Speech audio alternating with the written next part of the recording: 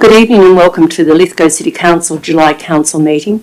Tonight we have asked people please to wear a mask, and I'm very happy to see that you have chosen to do that. However, if you're going to speak tonight, any councillor or the public, you may wish to not use your mask while you're speaking. Thank you. Acknowledgement of Country. I would like to begin this meeting by acknowledging the traditional owners of the land on which we meet here today. I would like to also pay my respect to elders both past, present and emerging. Declaration of webcasting. I inform all those in attendance at this evening's meeting that the meeting is being webcast and that those in attendance should refrain from making any defamatory statements concerning any person, councillor or employee, and refrain from discussing those matters subject to closed council proceedings as indicated in clause 14.1 of the Code of Meeting Practice. We're all present today. Can I have somebody move that, please, that we're all present tonight? Yeah, I'll move that way. Thank you, Councillor Goodwin. Councillor Goodsell seconded that. All those in favour say aye. Thank you. Declarations of interest. Is there any declarations of interest this evening? Just for item 10.1.2.4, just with the financial assistance recommendations. I've been involved with the Oakey Park Residents Association, so just we're making a determination to fund community groups tonight, so just that item. I would also like to declare a conflict of interest with Portland Tidy Towns in 10.1.2. Thank you. Could I have somebody please confirm the minutes of the last meeting are correct? Happy to move. Thank you, Councillor Happy to second. Thank you, Councillor Coleman. All those in favour say aye. Against? Carried. Commemorations and announcements. On behalf of Lithgow City Council, I wish to express sincere sympathy and condolences to families that have lost loved ones since the last council meeting. I note there are a number of people in the public gallery for this evening's meeting. We are today a council that conducts its meetings and comes to policy decisions and positions in a constructive, effective and orderly way. We are pleased to display this to the public when they attend meetings or view them on the video broadcast. Those of you who have not made arrangements to address council tonight, your attendance is limited to viewing proceedings outlined in the business paper. I ask for your cooperation to respect this. We now go to public forum this evening. Sorry, Mayor, I need to declare an interest in... Sorry, I just got to find the right... Which one is it? 10.3.3? Yeah. Thank you. Thank you, Councillor Bryce. I will go back one step. Could we have somebody please accept that we have people declared conflicts of interest tonight? Could I have a mover for that? Thank you. Councillor Goodsell, you declared. Who else declared? Somebody else did? Yes. All right. I'm happy to second that, Mayor. All right, thank you. All those in favour say aye. Thank you. And we need to clarify Councillor Bryce's interest is... Councillor Bryce, your interest is?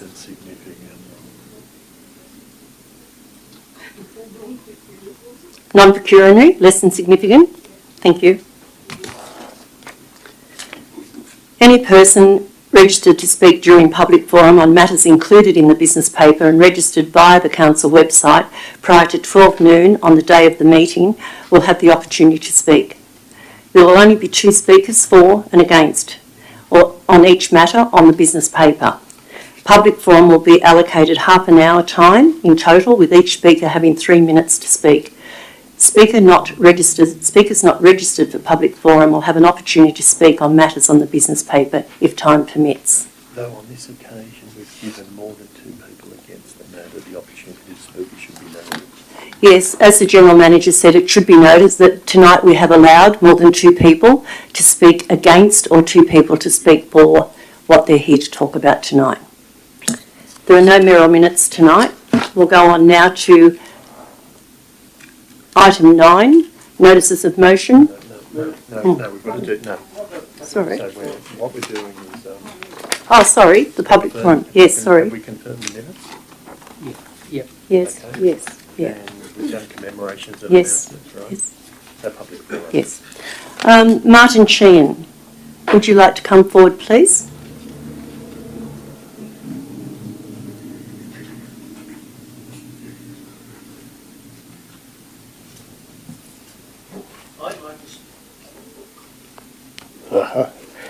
I'd like to speak on behalf of the residents of Hillcrest Estate regarding the pumped hydro that's proposed. I have here Hillcrest residents, being the closest to the proposed reservoir, will have the most visual impact of any part of the Lithgow Valley. This monolith will impact on land values in Hillcrest Estate, causing homeowners expected losses in their largest investment, which is their family home. Recently, 10 new blocks at the northern end of Hillcrest Avenue have been sold. Would these people have been made aware of the proposed development? Residents enjoy an unspoilt western view of Mount Walker and its surrounds. It is an area that is peaceful with a noise-free lifestyle. Can we be guaranteed that this will be the case in the future? Residents are also concerned with noise and dust during construction, the effect on flora and fauna. Lithgow has been trying to promote itself as a historic and tourist destination. This proposed development certainly does not appear to meet these objectives. Residents are concerned about noise pollution as the hydro is pumped during non-peak power periods, that is, midnight to early morning. The employment opportunities appear to be minimal, and nothing has been said of any energy discounts or any other positives to the residents of the Lithgow Valley. The proposed future development of Hillcrest Estate, some 50 plus housing blocks, will be severely hampered. Thus, revenue to council and local businesses will be impacted. I also note the council's logo, if the proposal comes to fruition, will have to be surrounded partially by nature and a high concrete wall steeped in history. Thank you.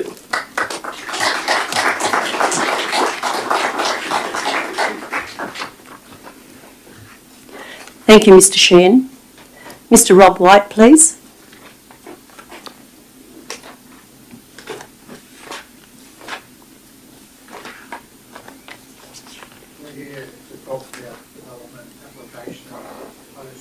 O-22 boreholes on Mount Walker, and in particular we're talking about how this DA fits with what the Lithgow community both wants and needs.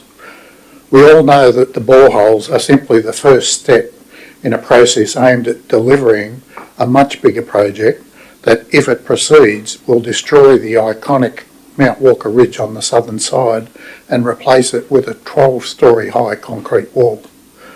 We also understand that this is the only opportunity that Lithgow councillors will have to vote against this, as it will move on to the New South Wales major projects. Let's be clear about what the outcomes this development will deliver. I'm going to use an example. If you start on Eskbank Street up here, on the corner of Eskbank and Mort Streets, and we go for a walk, we go walking down Eskbank Street to Main Street lights, we turn left, we walk down through the CBD of Lithgow, past the post office, past the plaza, down past Harvey Norman, and we stop at the bottom set of lights and turn left on Lithgow Street, walk across there, walk to Mort Street lights, turn left, walk back up the hill again, past the police station, past Woolies, past the car park, back to where we started. Now imagine that we construct a concrete wall around that entire block that is 40 metres high, or nearly 6 times the height of the building that we're currently standing in. I think you'll agree this is a massive reservoir, and it's going to be filled every day with water out of Lake Lyell. But I have more bad news for everyone. The imaginary reservoir that I've just described that covers the entire Main Street CBD covers approximately 57,000 square metres. The proposed reservoir on Mount Walker will cover close to 110,000 square metres. So that means that the imaginary reservoir we just talked about has to be doubled in size. Take a moment to contemplate the size of this reservoir that will replace the iconic natural mountain ridge. Does the Lithgow community ultimately want what the DA 07022 will deliver? There are many stories of sequences of events where participants fail to understand that their decisions are part of a chain that could be broken at any time. As councillors, you need to understand that by voting in favour of DA 07022, you become a link in that chain of events that may ultimately result in what we've described. You can claim that you were just voting for boreholes. Moving extension, me. Yes, moved by Councillor Coleman and seconded by Councillor Goodsock. All those in favour say aye. Aye. Thank you. You as councillors can claim that you were just voting for boreholes, but it does not pass as far as the community concerns, as we interpret that you are active participants in this chain of events. If you vote no against the DA, then yes, it could go to the Land and Environment Court, or it could just go up the ladder to the New South Wales major projects. But at least you're able to say that I voted for the community. What this comes down to is the primary reason that you as councillors were voted in, and a reason that surpasses all conventions, rules and regulations, and that is that you listened to your community and you delivered what the community both needs and wants. I implore you to listen to your community and vote against DA 07022.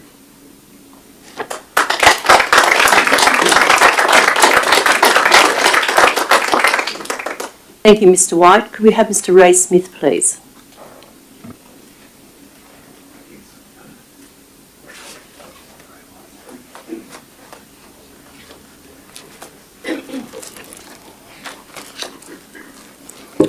I've got a similar submission as far as DA 070-22. It's regards to the application itself and how it's been put together and its lack of consistency and the assessment which have been made, which is, leaves a lot to be desired. We'll start with flora and fauna. This comes totally out of the DA submission, DA. No targeted surveys were undertaken. No field surveys were performed for aquatic ecology. Field survey performed by an unknown ecologist with no identification of qualifications. This should make this report invalid. Stated there was no impact study on vegetation. Stated there was no impact study on listed ecology, community, species or population. Note, boreholes 107 and 108 are in the platypus habitat. DA on page 58 states the biodiversity and Aboriginal heritage assessments identified the potential for constraints. Biosecurity, don't know why they brought this one up, aim to avoid pest diseases, weeds and to eradicate. This has not been observed in the last 16 years or more that I know of. Blackberries, willows and feral pigs have been damaging EA land and surrounding properties. Note, Appendix A, page 19, site inspection, feral pig activity. DA, page 34, threatened species, flora and fauna, stated none to be found to date. However, 5 threatened flora species and 36 threatened fauna species may be encountered. Patches of blackthorn present, habitat of the Bathurst copper butterfly. Platypus is a protected species and has priority, information being gathered. I suggest everybody join in on the Platy project and we'll work that one out. Should we accept this source of information or seek independent advice and survey from an ecologist who actually has a name and a recognised qualification? Aboriginal heritage. Site inspection, Appendix A, page 19. conducted with no local knowledge input. And stated, due to poor visibility at the time of survey, this prevented any confirmation of sites being identified, but they did identify pig activity. Page 35, areas of high erosion would also remove artefacts. With history and artefacts in mind, a local Wiradjuri man, Adrian Williams, attended the last council meeting on record and spoke of the importance of Mount Walker area was to the Aboriginal heritage, which included cultural uses, beliefs, songlines and practical as a lookout point. Further investigation should be considered, and note who will scrutinise any findings of artefacts during geological survey operations if they commence. Road accesses. Girraween Drive has been named as the main access with Sir Thomas Mitchell to be used for light loads. Sir Thomas Mitchell Drive does not comply with the Lithgow Development Control Plan. Excuse me, could I have somebody move if Mr Smith would like? Move that way. Councillor Goodsell, seconded by Councillor Marnie. All those in favour say aye. Carry on, thank you, Mr Smith. Thank you. Where was up to? Sir Thomas Mitchell Drive does not comply with the Lithgow Development Control Plan, and some areas are becoming quite dangerous. The DA states it will not negatively affect property value. Verify if road permits are required and where are boreholes 106 and 106A access from. Hours to be worked on this borehole project are 6 a.m. to 6 p.m. 7 days a week and possibly more if breakdowns and stuff occur. My suggestion is 5 days a week, 9 to 5. It is only a recommendation to consult residents along those access roads before the commencement of operation. I would have thought consultation would have occurred well before that. Statutory content. Some of the areas of statutory requirements are questionable on the light of the information that we've received. Due to where we are with National Parks Wildlife Service in regards to Aboriginal objects, the Heritage Act, biodiversity development assessment reports, and a designated development which may require an environmental impact study. Can these be revisited and see what we come up with? Consultation with stakeholders doesn't include residents or community members in this stakeholder process. It doesn't mention it anywhere. It mentions certain other groups, councils and whatever, but nobody from the community. This has been inadequate and left to the community to form their own opinions on minimal information supplied. To date, one public meeting, minimal letter drops and face-to-face meetings. Information from the DA lacks transparency and needs qualifying, and is recommended the DA be further scrutinised and returned back for adjustment and justification, and possibly seek independent information to make these decisions. And I noticed on reading the business paper also for council, there seems to be some sort of recommendation of actually passing this, but on the information that you read in the DA, I don't know how it could be passed. Thanks very much.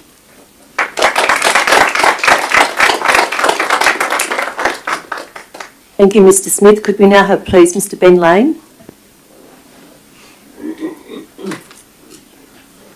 I would like to talk about the pumped hydro and fishing at Lake Lyell. I'm a lifetime resident of Larrawang, and also I'm a keen fisherman, boater and camper.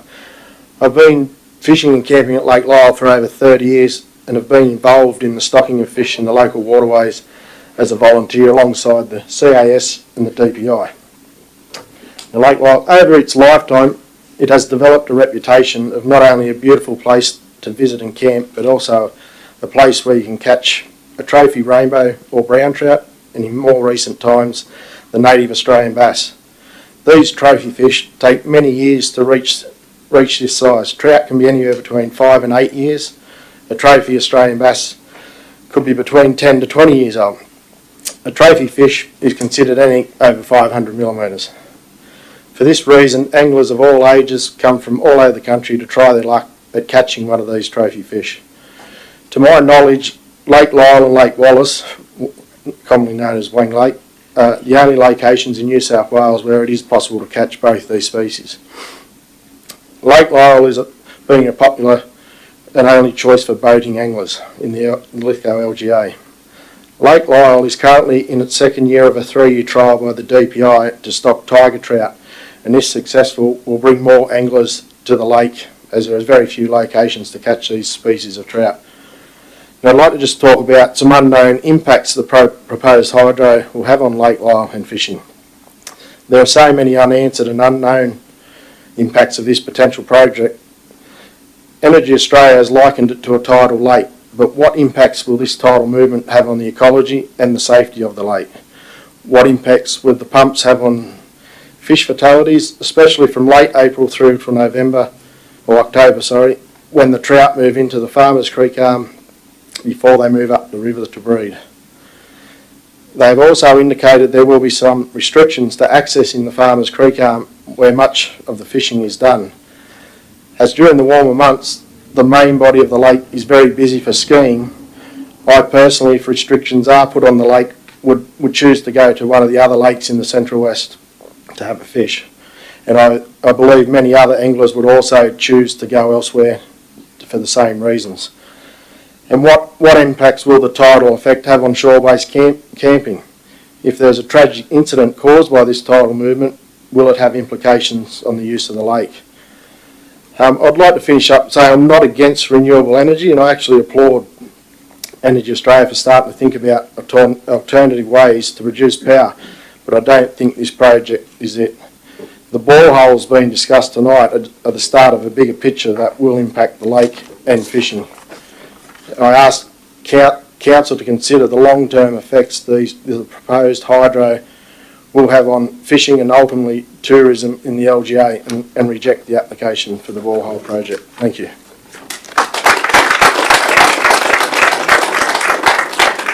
Thank you, Mr. Smith. We now have speaker number 5, Sarah Ahmed, please.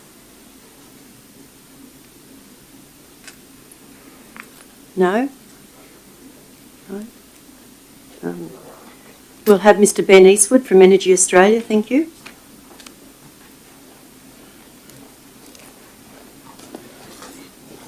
Yeah, thank you very much.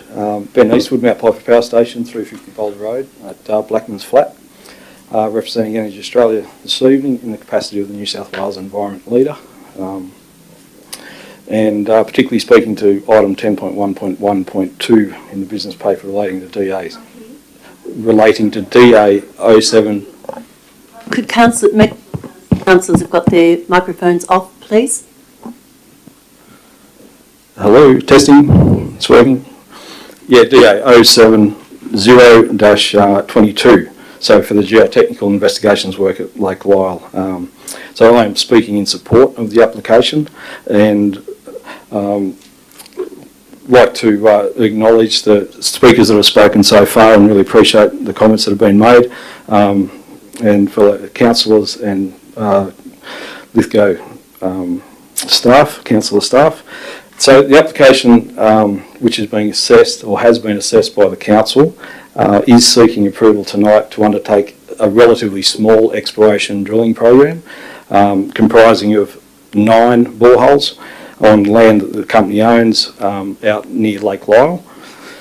So the drilling program is proposed to take between 3 to 6 months, and myself, having been involved in environmental assessments and preparation of the application and the supporting statement of environmental effects, I am confident the impacts of this specific exploration drilling program will be very low.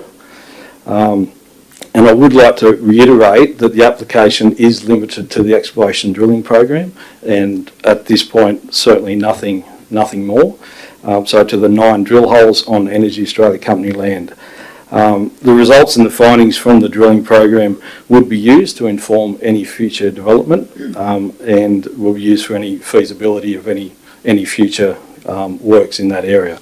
It's very, very early days. And that application would be subject to a detailed environmental impact statement, which would be submitted to New South Wales Department of Planning if a project is considered feasible. So just to reiterate again, that the application tonight is for 9 drill holes on Energy Australia land. That's the extent of the application. And I'd like to thank Council and the Council staff for a thorough assessment of the application, and thank you for the opportunity to speak this evening. Thank you. Thank you, Mr. Eastwood. Could we now have Pamela Fitzgerald, please?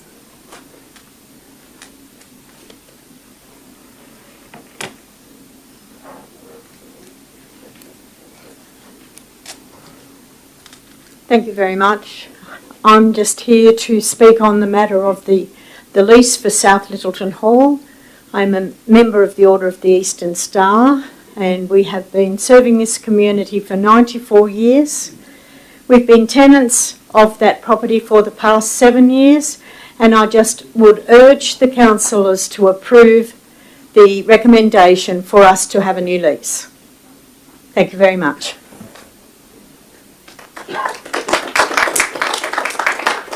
Thank you, Mrs. Fitzgerald.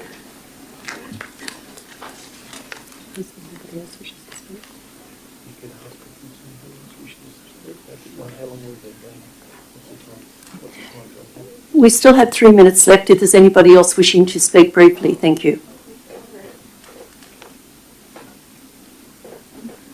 Yes, my name is Henry Heron. I actually sent in an application this morning at 11 o'clock with a request to speak tonight.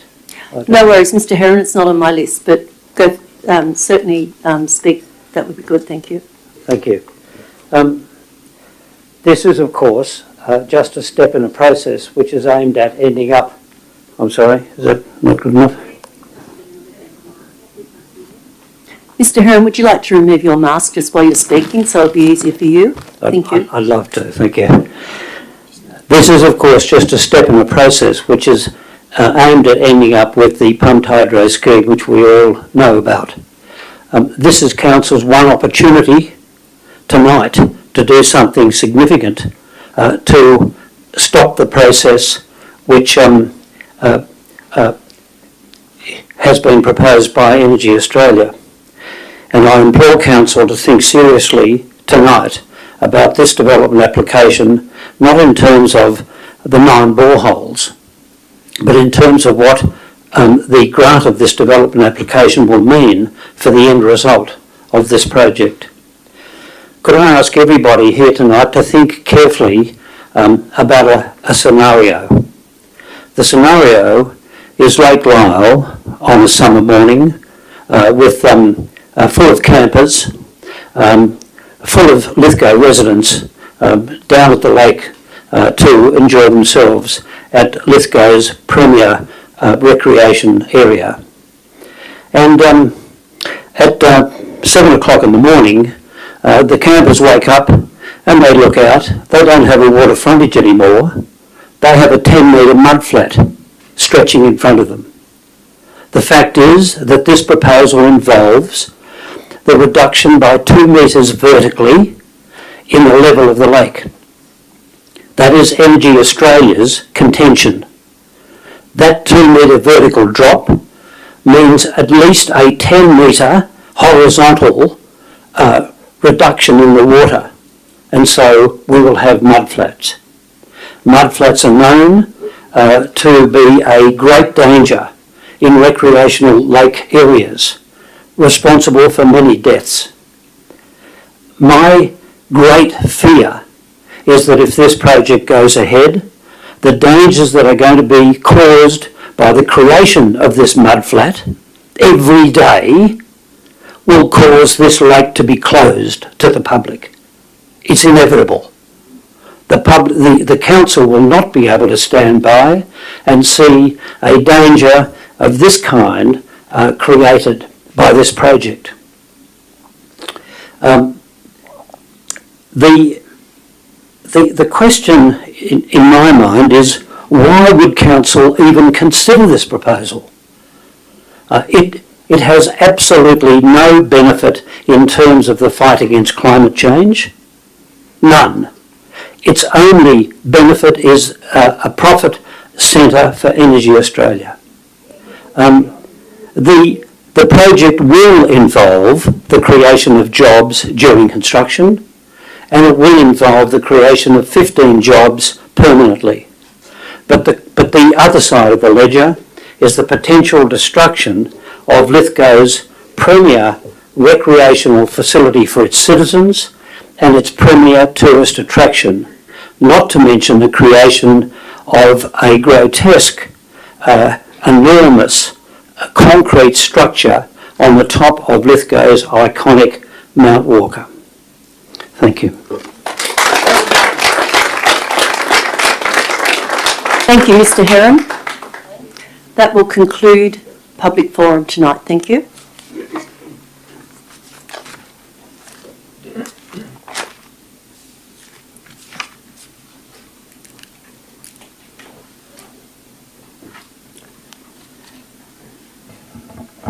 (9.1) Notice of Motion, Councillor Coleman, Companion Animals. Councillor Coleman. Thank you, Mayor Statham. Do you have a second to Councillor Coleman?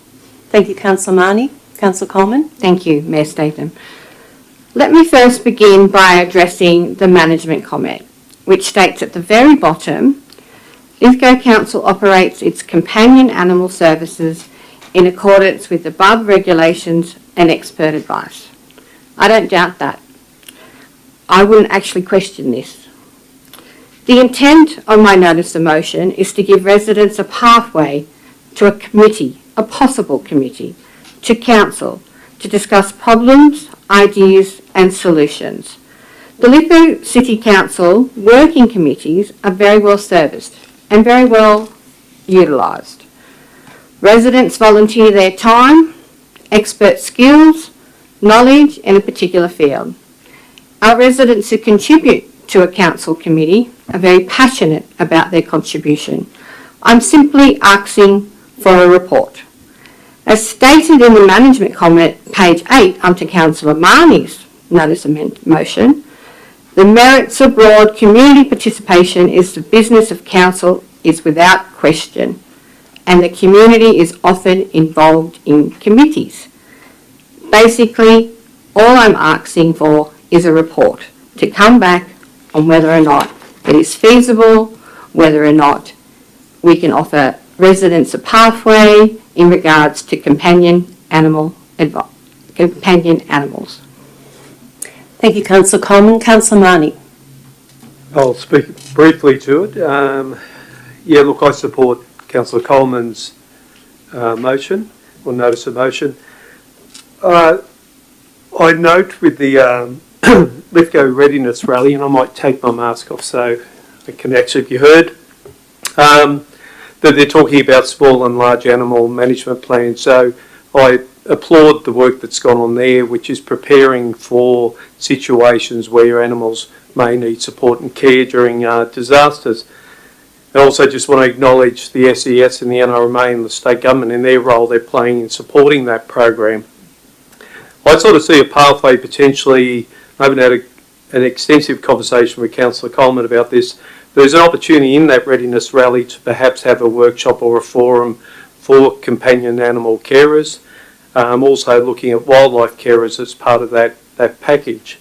I think the more we can increase private NGO capacity to deal with animals when we do have disasters, and if anyone's noticed in the neighbourhood, we've had a run of them. And so that sort of capacity building I think is valuable. I agree with Councillor Coleman. At this stage, Councillor Coleman's looking for a report so that we can investigate these possibilities. And I just note the work that's being done around the Lithgow Readiness Rally, that there may be a window there to have a forum workshop and maybe a report back about the feasibility of an ongoing committee. It may be a short-term measure or it may be a longer term. Thank you. Thank you, Councillor Marnie. Anybody else wishing to speak for or against the motion? Councillor Goodsell? Yeah, I'm happy to speak against it. I'd like to acknowledge the staff and the volunteers who actually run the Lithgow Animal Shelter. They run it with great diligence, and I believe that all operations are undertaken with a highly regulated and informed environment as described below on page 6 of 67. I don't believe we need an additional committee, and to be honest, I don't really understand what the notice of motion is asking for the report on. Thank you, Councillor Goodsell. Anybody else wishing to speak for or against it? I wish to talk against it. I think the council definitely meets all its policies that it needs to meet, all the reactions. there's nothing stopping the community forming their own committee without having to council and maybe come to a council information session back with their findings. We don't need another committee within the council. Thank you. Thank you, Councillor Bryce. Anybody else wishing to speak? Councillor Coleman, right of reply. The notice of motion is basically asking for the possible costs involved or the benefits of establishing a companion animal advisory committee. That's what the notice of motion is for. I agree that the staff do the best job that they can. I'm not questioning that. This is about a pathway for residents to work with council on maybe benefit, like making a better way for we can deal with animals. And residents want to work with council. That's purely and simply what they want to do. Thank you, Councillor Coleman. I'll put the motion. All those in favour say aye.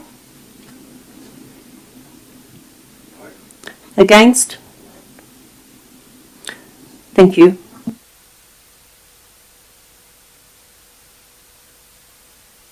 (9.2) Notice of motion. Councillor Marnie. Point of order. Madam Mayor, are you going to declare this motion either carried or lost? Well, it's... Pardon? It was carried. Big pardon? Yeah. Yeah, I observed that, Councillor Leslie. It was lost. Thank you. Councillor Marnie, greater community participation and ease of access to council meetings. Thank you. Will I wait on the seconder, or would you like? Happy to second. Okay. Thank you, Councillor Coleman. Thank you. I'll probably again address the management comments. I'm hoping that people aren't reading an implied statement that I'm not satisfied with the way we consult with our community when we're putting strategies or so on, or policies out for consultation. I'm talking more about the geographic challenge of people attending meetings and participating in the meetings themselves. There's no question about whether I'm satisfied. I'm a pretty straight talker. I won't wrap some words around a statement on not making it. But what I'm looking at is really, in this day and age, given we've gone through a fairly significant periods of lockdowns, we've been able to webcast entire conferences and meetings. Technology's improving that it allows us an opportunity to get out to places like Portland and Wallerawang. I'm not suggesting we have alternate meetings there, but periodic meetings in those communities. It gives them an opportunity to engage with us, build a sense of trust and participation. I note the federal cabinet made their way to Townsville. I'm sort of thinking that a trip to Wang isn't a bridge too far to actually go to. So I'm hoping that we can take these opportunities to get out in our community and interact with our community. So again, I'm asking for a report at this stage. I'm not asking for a decision tonight, but I'd like the staff to look at whether that's a possibility and looking for the council's support in that matter. Thank you, Councillor Marnie. Councillor Coleman. Yes, Mayor Statham, thank you. Look, Councillor Marnie's recommendation is about bringing back a report on the feasibility of running percentage of council meetings in locations such as Portland and Leases, and our country villages actually want to see us out there. Look, I would like to congratulate Councillor Marnie by bringing this notice of motion to a head. I mean, already, technically, it's already provided a report in regards to the management's comment, so he's halfway there. Management has indicated that videocast may not be possible or just excessively work intensive, but I for one would like to know for sure, so that is why I'm supporting Councillor Marnie's notice of motion. Thank you, Councillor Coleman. Anybody else wishing to speak for or against this? Right of reply, Councillor. Yes? Councillor Goodsell. Thank you, Mayor. Originally I wasn't going to support this, just in particular with the amount of workload, I guess, that would be placed on staff. And I mean, tonight's an unusual night where we've got a full gallery, but you can usually guarantee that there's probably one or two, that turn up regularly to meetings. But I do understand inclusiveness, and that's what I think Councillor Marnie's trying to get at, is including our communities, and I guess having the option open for them if they wanted to attend, they could. So I'm happy to support a report coming back as well. Thank you, Councillor Goodsell. Councillor Bryce? I think it's a great idea, Councillor Marnie. I think it's a really good idea. The only issue I have is that setting up AV is a specialised area, and the cost of that, I don't think that capacity is within the council. It is very specialised to be able to make sure that we can stream. But maybe instead of live streaming council meetings, which are very rigid in the way we set up, that we actually go out and do some listening sessions within our community where it's less rigid. We can listen to what they have to say rather than having a council meeting where people have to sit in the gallery. I think those sorts of meetings might be more beneficial than a council meeting. Thank you. Thank you, Councillor Bryce. Anybody else wishing to speak for or against the motion? Right of reply. Councillor Goodwin. Sorry, Ms. Statham. I tend to agree with Councillor Bryce. I really like the inclusiveness. I really like the inclusiveness of what Councillor Mahoney is trying to do. But I think in another forum, probably maybe trying to get our information sessions maybe out to Wallerawang or Portland, and then set aside a little bit of time either prior or after the meeting to speak with locals who want to come and talk. Thank you, Councillor Goodwin. Anybody else wishing to speak? Right of reply. Councillor Marnie. Just briefly, I thank the councillors for their comments, and I understand the statements Councillor Bryce and Councillor Goodwin made as far as some of the technicality, and also acknowledge that there's a plan to take a lot of information sessions out into small areas, which is terrific, and I think that's great. I think it's important still that our decision-making process is seen and participated in by different members of our community. So I'd still like to put the motion forward as it stands, and I'll leave it at that. Thank you. Thank you, Councillor Marnie. All those in favour say aye. That's lost, thank you.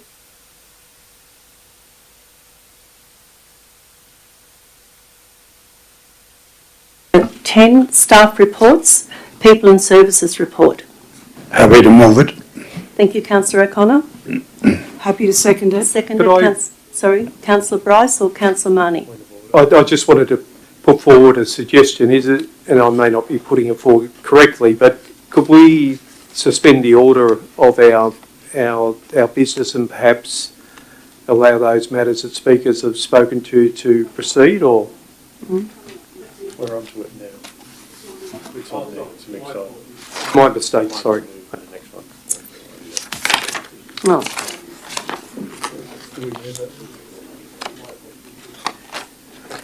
We'll just deal with this item, Councillor Marnie, now. It's the next item. Thank you for suggesting that. Staff reports, building and development. Can I have somebody move this? That was Councillor O'Connor. Yes. Second it. Councillor O'Connor, would you like to speak to that? Thank you. Yes, it's a very practical thing to do if somebody is building and they want to make a bit of a change or whatever. It's only fair that they can do that. So, very happy to see this in. Thank you, Councillor O'Connor. Councillor Bryce? I'm happy with this. As long as detailed reports justifying the departures for the LEP are submitted, and the adjustments clearly noted and the reasoning detailed, and that should hopefully cover everything in this motion. Thank you, Councillor Bryce. Anybody else wishing to speak for or against this? No more dissent. Councillor O'Connor, right of reply? No, I'm happy with that. I'll put the motion. All those in favour say aye. Carried. Just declare that carried. I'll declare that carried, thank you. Item 10.1.1.2, Geotechnical Investigation Works Lake Lyell. Can I have somebody move this, please? Move it. Thank you, Councillor O'Connor. Could I have a seconder, please? Councillor McGee. Councillor O'Connor, would you like to speak to that? Yep. I'm speaking in favour of the recommendation. Everything is, for me, the report is excellent, and I'm going with the recommendation. I can't see anything at all wrong with it. Thank you. Councillor O'Connor. Councillor McGee.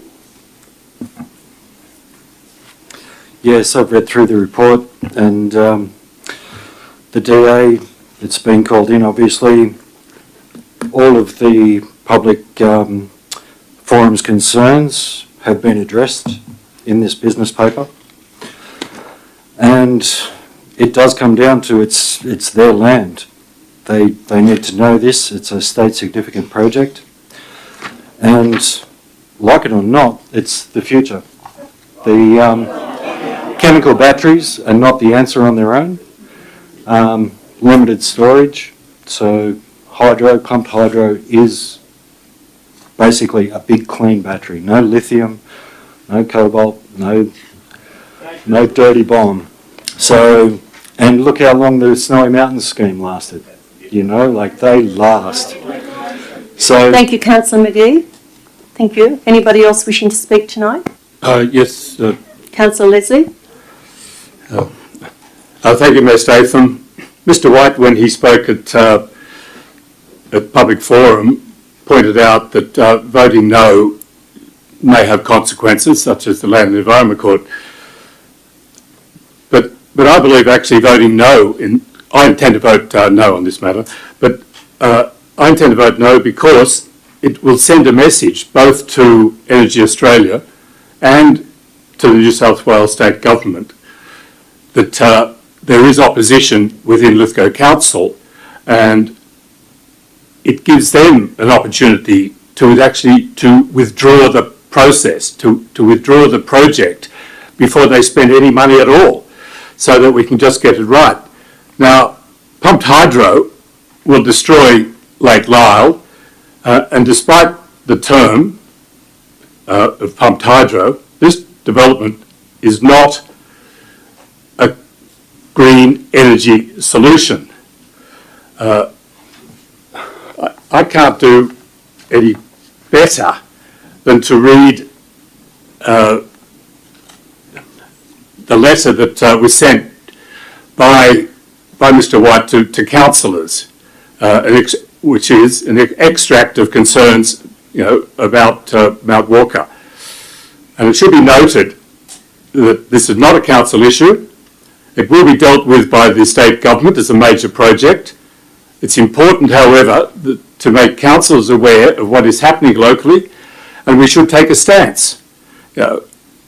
Energy Australia is proposing to construct a reservoir on the Mount Walker Ridge. It has a well 40 metres high. It'll be there forever. It will be there long after the reason it's being built to make Energy Australia's Mount Piper viable. It's being built as a commercial purpose to keep fossil fuel burning viable, and it's being built as a future potential energy saving source for a toxic incinerator that will be built Point of order, Councillor Leslie. We're here tonight to discuss the drilling holes, not a toxic incinerator. Thank you. Sorry, you're ruling out that I can't speak about the effects of Mount Lyell? No, excuse me, I'm not. We're here tonight to discuss this item, and I would like you to continue what you're saying, but do not use the word toxic incinerator. Thank you.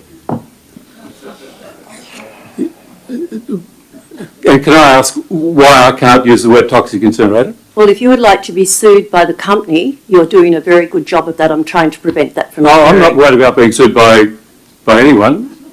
So if I'm happy to be sued by somebody, well, I can't think possibly how. Well, maybe I put it this way. I've been given instructions to tell you we're here tonight to discuss the business items in the agenda. So please stick to that. You wouldn't like it if other councillors... So your ruling is that I can't speak about the pumped hydro issue, is that No, that's correct? incorrect.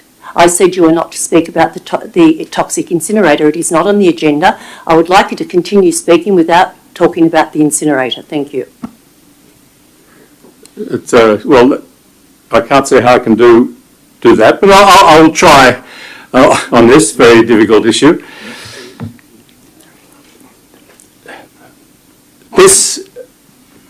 This dam, and we've been told by Mr. White just how big it is. It's twice the size as from here to Lithgow Street and back. It's huge, and it will be seen on the skyline from a large portion of Lithgow. Stand at the Lithgow Cemetery and look out. You'll see it, and we'll see it forever. There is no water catchment, so the only way that water gets there is by being pumped from Lake Lyell up, and it will be pumped up every day and released every night, or the other way around. It goes up and down every day. It's not like it in the snowy mountains where it can take 2 or 3 weeks to pump up. You have that amount of capacity. There is no capacity except on a daily basis, and it has to be pumped up every day because the reason it's being built is that energy incinerators. Point of order, Mr. Stephen. Your point of order, Councillor McGee? The reason the thing's being built is to use the excess solar energy that is excessive, not for incinerators or energy from waste energy. It is for the excess solar energy that is coming from the ever-growing use of solar panels that cannot be coped with the grid. Could the public gallery please remain quiet? We do not want this to be a dysfunctional meeting. We're trying to be fair. That's not true. That's not true. Councillor Leslie, I could not please you no matter what you said, so please continue with your talking. It's not true that just what Councillor We're not here McGee to said. discuss with Councillor McGee. He's had his say. He's seconded the motion. Yes, I heard his speech in favour. It lasted all of 20 seconds. Well done, Councillor McGee. It was such a detailed... Point of order. Point of order. Point of order. Councillor Bryce, your point of order? Disrespecting another councillor in a council meeting. This is your first warning. The first time I've done that since I've been mayor this term. Councillor Leslie, you are disrupting and you know what a councillor is supposed to be doing. You're supposed to be a reputable, upstanding committee person in our town. Thank you very much. I would like you to stay on track with the DA, and you can talk. You can have an extension of time. You've now way overdue, and I have not interfered with your talking until you mentioned the toxic incinerator, which is not on the agenda. Please continue and stay on point. Thank you. We have recently had an extension of the West Lithgow Precinct. It's been expanded. Now, why... Excuse me. That's got nothing to do with this DA. I'm asking you to probably refrain from speaking about something that is not on the agenda tonight. Now, I know you like to try We're not accepting tonight. You're getting off the subject. Please stay on the subject, which is item that you are talking about previously. So I ask again, is your ruling that I can't speak on matters apart from this very minor DA about a geotechnical investigation works at Lake Lyell? Is that your ruling? That's absolutely correct. Public gallery, please bear with me. I'm not tough. I'm very fair. But Councillor Leslie is out of order. And I don't want this council to be disruptive tonight, this meeting, because of a councillor who can't be guided to what he's supposed to be speaking about. Okay, I got it. it's impossible for me to speak on this issue unless I can speak on the broader aspect. On the, of the boreholes, yes. No, you can speak no, as much as you like on the boreholes. On why the boreholes are being built. It's a prelude to building a dam on the top of the hill that will destroy both Mount Walker and will destroy Lake Lyell. We've heard, and it's not been denied, that the water in Lake Lyell will rise and fall by 2 metres every day. There will be 10 metres of mud flats every day. There's no possible way that you can have a recreation area with this situation. There's no possible way that you can have a fishing down there. It's not possible. And the only reason it can be being developed is some other reason. Unless you can speak about that, it's just a complete waste of time. I mean, well, okay, I will speak to it. You'll need to ask now for councillors to vote on an extension. Thank you, Councillor Leslie. Happy to move. Thank you, Councillor Goodsell. Happy to second. Thank you, Councillor Coleman. All those in favour say aye. Hands up again, please. That's lost. So, Councillor Leslie, you've had a lot of time, and I'm very fair. You get 5 minutes. I've been watching the clock. You've had a long time to try and get through your point. General Manager, would you please make a ruling on this? So, what's that? I will rule. Yes, you have exhausted your time, and I've been very fair. Thank you. Anybody else wishing to speak for or against this? Thank you. I'd like to speak against. Councillor Cole. Thank you, and I'll stick to the report. The purpose of this DA, as stated in the report, is that Energy Australia seeks to undertake geotechnical investigation works on the land adjacent to Lake Lyell and Mount Walker. In Energy Australia's own media release, it states exploration drilling is required to help understand the geology. If the project is considered feasible, an application would be made to the New South Wales Department of Planning and Environment for the purpose of Lake Lyell pumped hydro report. As Rob White spoke earlier, New South Wales major projects, that's where it will go. It'll be a state significant project. In response to the public expedition, 10 public submissions were received, which is in the report. 9 as per this report raises concern and objections, as those who spoke tonight. 1 being limitations on consultation. I note that in the report, Council has made a comment, but public consultation has been undertaken by Council in accordance with the requirements in the Lithgow Community Participation Plan. However, considering I and others have received numerous emails, the dialogue between Lithgow residents and most importantly, the state government is clearly lacking. Residents here in Lithgow time and time again are not being treated with respect. In fairness, Energy Australia has had a public meeting, so I acknowledge that. However, it is clear not enough consultation dialogue has occurred. Lithgow is a place worth investing in and living in, but most importantly, our residents deserve considered, respectable, extended consultation. That's why I'm voting against.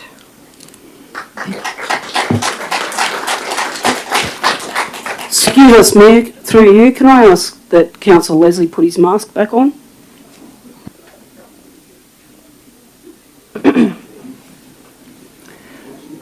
Thank you, Councillor Coleman. Anybody else wishing to speak for or against this? Thank you. Sorry. Councillor Goodwin. Mayor Statham, I want to thank all the speakers that have spoken tonight. They've devoted a lot of time and effort in their research into this. What I'm voting on tonight is a complying development for the approval of 9 boreholes for a geotechnical assessment to indicate if the pumped hydro scheme could be viable in this area. I've heard and received many submissions from local people who do not want this to go ahead, and I must say I've also heard from people who do want this to go ahead. This is a complying development application. As a council, if we reject this motion, Energy Australia will certainly appeal this in the Land and Environment Court, and they'll have a good chance of winning, as we are only approving boreholes, not the pumped hydro scheme. If we lose in the Land and Environment Court, some months down the track, this DA will be approved, and our financially strapped council will have to pay the legal costs plus the legal costs of Energy Australia. If council vote no, it will only delay the approval of the boreholes. So whatever my personal opinions are on the matter, I'm compelled to protect the financial interests of the local ratepayers. We can have this debate, whether it's viable or not, at the appropriate time. But for those reasons, I'll be voting in favour of the motion. Thank you, Councillor Goodwin. I think Councillor Marnie might have had his hand up. Thank you. Thank you. Look, like Councillor Goodwin, I've been approached by many people. I'd like to extend my thanks to Energy Australia for running the information session out of Wang, which I attended. My 3 weekly meetings are not an opinion piece by me. I spend a lot of time considering different views. There are a number of points that I still feel are left unaddressed, and some of the speakers today have spoken to that. One of those points that is of concern to me is the point raised by Mr. Lane.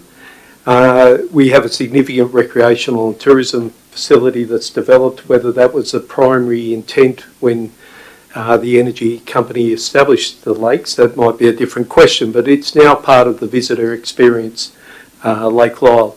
Now, when we're talking about a 2 metre drop, that's a significant modification to those watercourses, and I think Mr. Lane rightly brings that concern forward.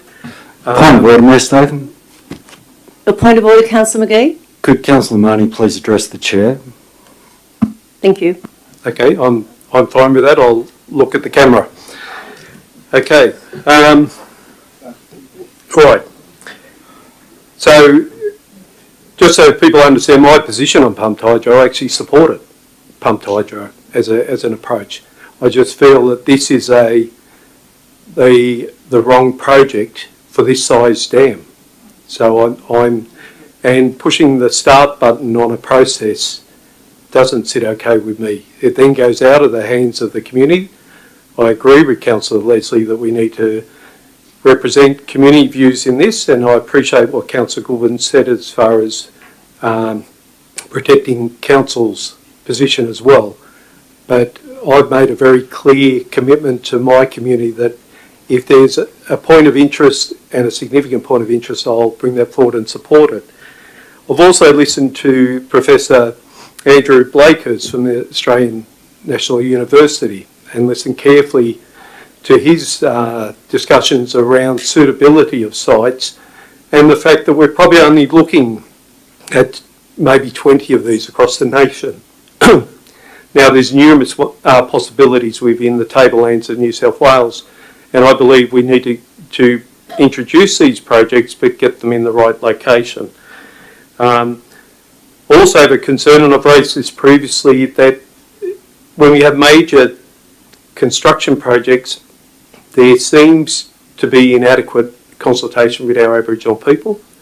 I note a number of comments that relevant stakeholders have been engaged with and key stakeholders, and understand due diligence meets the basics, but I'd like to see an improvement. I know there's a report coming later which speaks quite strongly to the involvement of Aboriginal people. and I'd like to see that more clearly, materially brought forward, because at the moment I'm hearing this on all of the major developments, whether it's the batteries, the highway, Lake Lyle. So with those concerns, I'm sorry, but I'm unable to support this proposal or the DA. And I thank everyone who's come in and spoke today, and both from the proponent and the residents. Thank you, Councillor Marnie. Anybody else wishing to speak? Councillor Goodsell. Thank you, Mayor. I also understand that I should be just addressing this DA on its own, individually, not aligned with any other, and the recommendation on this is to approve it. I understand that it's Energy Australia's land, but this does not mean that anything goes. I've approached this cautiously and with much consideration. I'm unable to support this DA as I'm unable to ignore the significant relationship between this and the domino effect, or the direct link to the possible structure to be built in our community on top of Mount Walker. As previously stated, this is just the first step to the possible demise of Mount Walker, Lake Lyle, Aboriginal artefacts, possibly, that weren't identified, and the 200,000 visitors Lake Lyle receives each year. Others more qualified than me have pulled the assessment reports to pieces and have given me challenge and an alternative perspective. I've weighed up the pros and cons for our community, and I've listened intently tonight and at various meetings and conversations with the information that's been provided to me, and in good conscience I'm going to oppose this, and because I don't believe it's the best outcome for our long-term outcome for our city.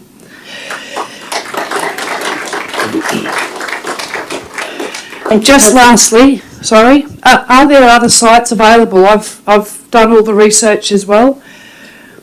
Are they viable? Have they been identified? And are they possibly more appropriate? Yes. Is Mount Walker purely in a convenient location for Energy Australia? Yes. Do they own the land? Yes. Do they own the electricity? Yes. Do they have access to a quantity of water? Yes. Does it make it a good idea? Possibly not. So I'm voting against this DA tonight. Thank you, Councillor Goodsell. Councillor Marnie.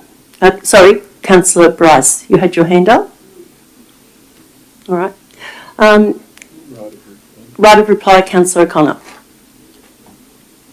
Yes, just to say that just because they drill, they might find everything is unsuitable in there for anything. So we can't stop the drilling.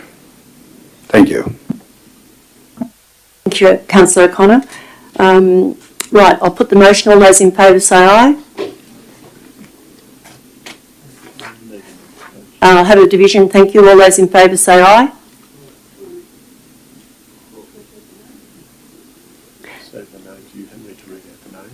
Yes, the names are Councillor O'Connor, Councillor Bryce, Councillor Goodwin, Councillor McGee, Councillor Statham. Against it. Thank you. And for it is Councillor Coleman, Councillor Leslie. Sorry, against. Councillor. We're actually against. Sorry, Councillor Coleman, Councillor Leslie, Councillor Marnie and Councillor Goodsell. I declare the matter carried. You could advise the members in the gallery that the matter's been dealt with and they're welcome to leave. All that can say. No, just leave it.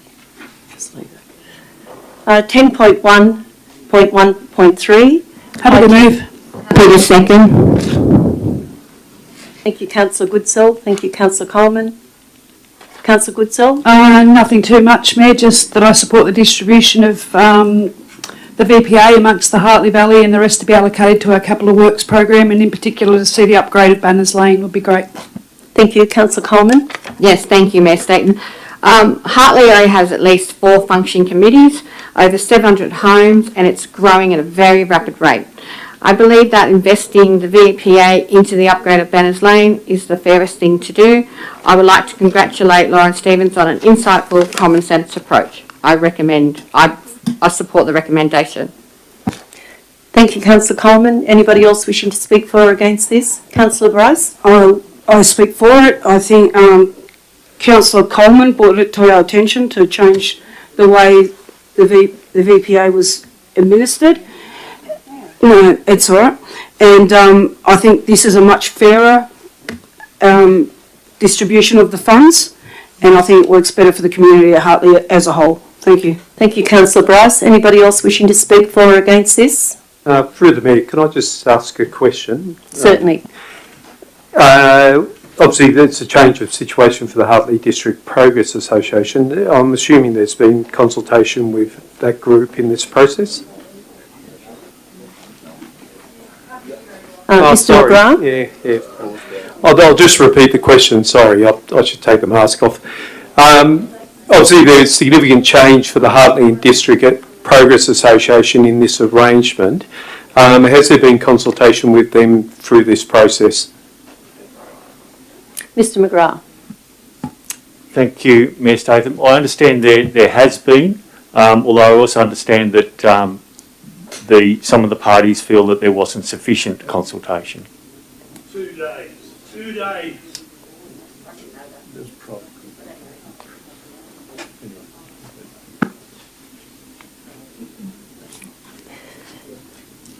Anybody else wishing to speak for or against this, please? Can I follow up, just speaking to that? Sorry, I just needed that answered in order to speak to the matter. Yes, thank you, Councillor Marnie. Okay. I understand the pathway we're heading on, but I personally, for me, I'd like to see opportunities for small communities through their village improvement plans to have some amount of funds that they are in a position to determine their pathways forward. I think when we get our smaller communities functioning well and having some autonomy over what they're doing, I think that's a positive thing for us. I'm not suggesting that the entire money go that way or it even stay in the previous format, but I would have liked to have seen some money left in a community fund, but that's all I've got to say on it. Thank you, Councillor Marnie. Anybody else wishing to speak? Councillor McGee? Yes, I think that it's a really good outcome. I applaud it. I think Bohners Lane desperately needs doing, and as far as further consultation, then over the next 12 months be revisited for next year, but stick with this recommendation to pump all of that money into the roads and utilities of Hartley. Thank you, Councillor McGee. Councillor Leslie. Thank you. Just having heard the interjection from Mr. Moody there, is this, I note in point 1 of the recommendation it's an annual distribution. Will this matter be brought before council next year, every year, or is this a permanent decision? Mr. McGrath. Thanks, Mayor Statham. I can report that the last time it was brought to council was in 2016, where the current arrangement was put into action. So there's no sort of annual arrangement for this to be brought, the VPA to be brought to council.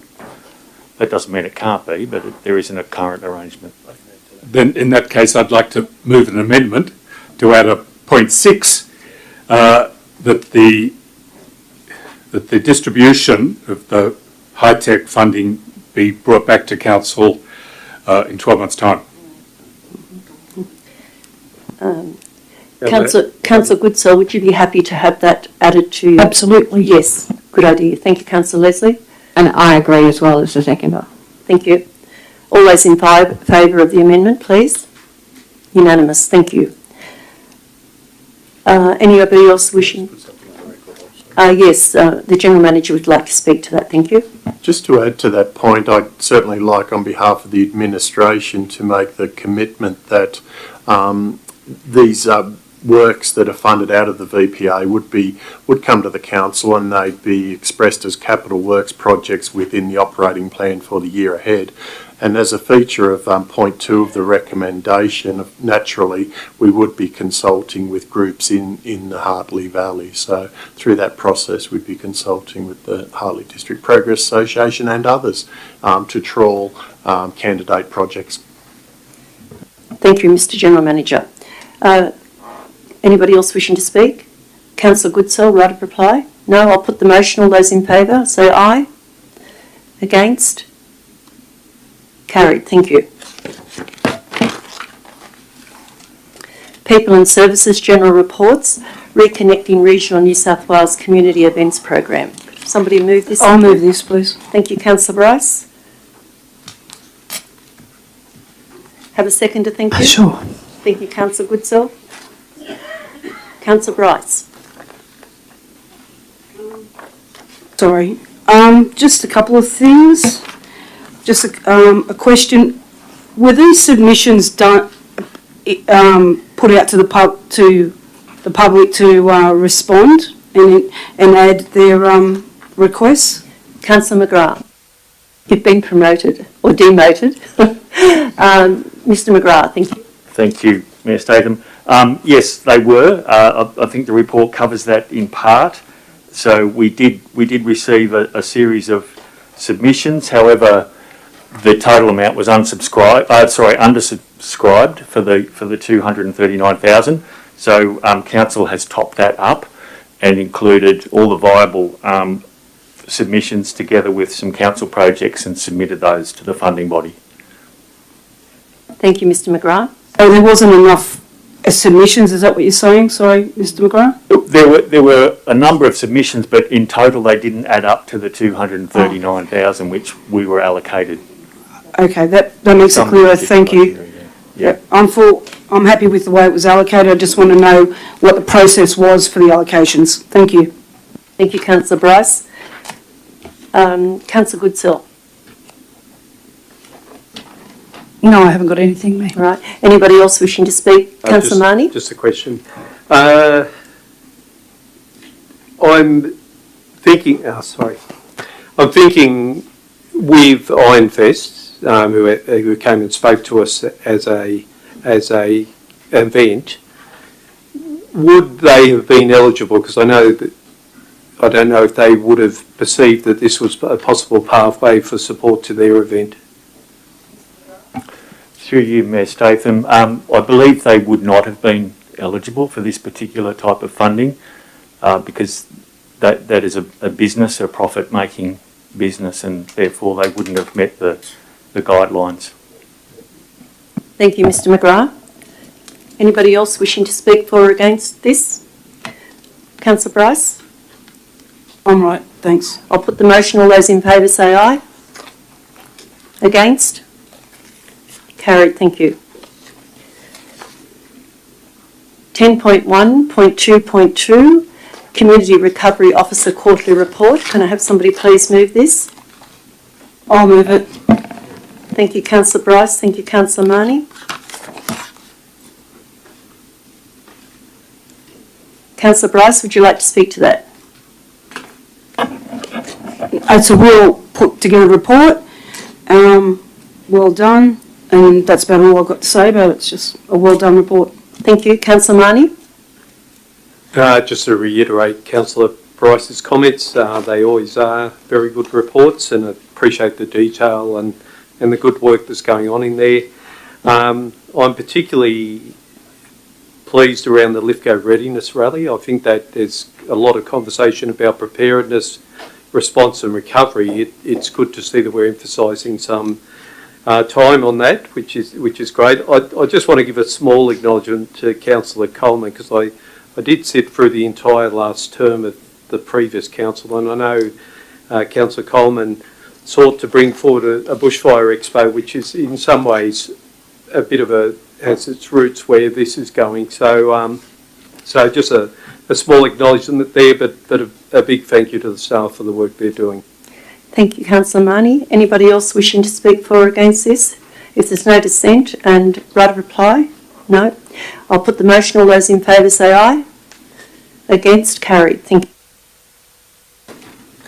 10.1.2.3. Happy to move.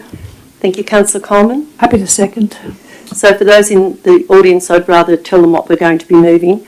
Appointment of additional community representatives to council committees. Councillor Coleman and Councillor Woodsell. Councillor Coleman, would you like to speak to that? Thank you, Mayor Statham. As I said previously, the residents that contribute to our council committees are really passionate about their contribution, and anybody who puts their hand up should be congratulated, because it takes their volunteers, they're passionate about what they want to do, and they volunteer their time. So it's great to see that we're appointing Glenda Anthers to the Women Advisory Committee and Brian Williamson to the Community Development Committee, because they will bring skills that we need. Thank you, Councillor Coleman. Councillor Goodsell. Anybody else wishing to speak for or against? Can I just speak for? Yes, yes. I just have a couple of questions through you, Mayor, to Councillor Coleman about the Women's Advisory Committee. I just would like to know what their outcomes and what is their objectives, please, if I could get an answer. We don't have that yet because we haven't met, Mayor Statham. So our first meeting's next month. I've been asked myself as well. Could you enlighten Councillor Bryce? Maybe Mr McGrath could lead on from there, because he was the director that managed the Women's Advisory Committee last term, so maybe he could lead on from there. We haven't met yet. Mr McGrath? Thanks, Mayor Statham. Look, I don't have that information right in front of me, but I can certainly send something out to councillors. There's terms of reference, of course, for that committee, and they were involved. The last committee was involved in a lot of very worthwhile activities, and I can summarise that and send that out to council. Thank you, Mr McGrath. Anybody else wishing to speak for or against? There's no dissent. Right of reply, Councillor Coleman? No, it's fine, Mayor. All those in favour say aye. Oh, sorry, Councillor Marnie? Very quick question. Just with the current vacancy sitting with other committees, is there... Oh, Jesus. Yeah, sorry. Yeah. Just with the current vacancies in other committees, is there a pathway to getting those filled? I note there's a couple in the Environmental Advisory Committee. Not sure about other committees.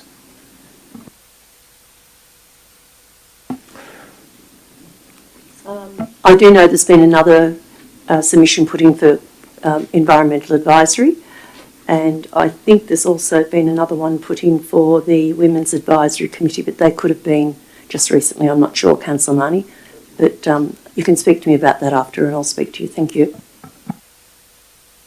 I'll put the motion. All those in favour say aye. Against? Thank you. Carried. Thank you. 10.1.2.4 Financial Assistance Recommendations. I'll move this, please. I've placed a declaration of interest on this one. So you have to... Yes, so have I. Abstain from voting. Thank you, Councillor Marnie. Well, your choice, of course, whatever you so wish to do. I'm happy to do that. Thank you. Councillor, was that you that moved this? No, it was me. Councillor Bryce, thank you. I'm happy to second. Seconded. Yes, Councillor Coleman. Councillor Bryce.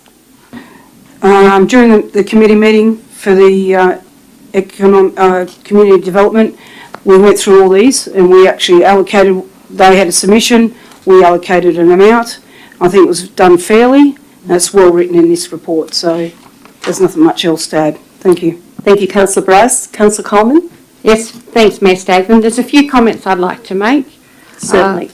The Australian Ecosystems Foundation, both the state and federal member have recently been seen supporting the Australian Ecosystems Foundation on social media. They've been there, inspecting work's been done. The committee didn't allocate any funds to that. My understanding of that particular project in question, it was to support our local Indigenous. So I'm encouraging the Australian Ecosystem Foundation to apply again. We've got another round coming out.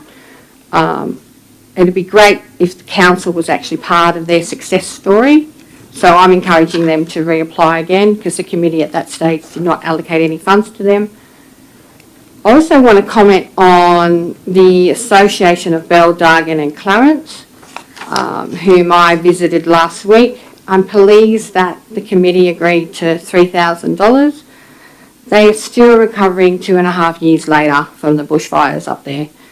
And they have never received any state or federal funding, and they deserve all the help we can give. So I'm very pleased that the committee had seen to allocate $3,000 to them. So that's all I want to comment on there.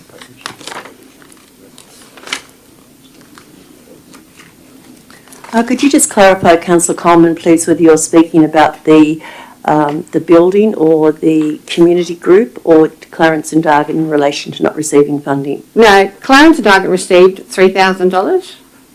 No, but from the state and federal government. So they told me in the committee meeting that I went to last week that they've never received any state or federal funding. They've received funding from council, but they've never received any state or federal funding in regards to not the building, but actually in regards to their association. Have they applied? Yes. Okay, thank you. Anybody else wishing to speak? Thank you. No? Councillor Bryce, right of reply? No? I'll put the motion. All those in favour say aye. Thank you. 10.2? Yes.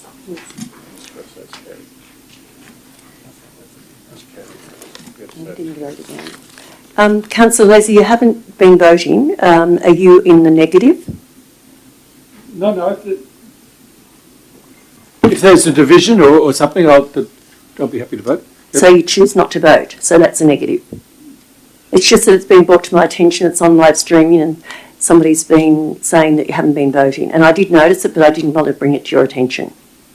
It may be on live streaming, but it's not live streaming on me. Anyway, we'll move on, thank you. 10.2, the matter was carried, yes, thank you. Infrastructure Services Report, 10.2. I'll pass this. I'll move this, sorry.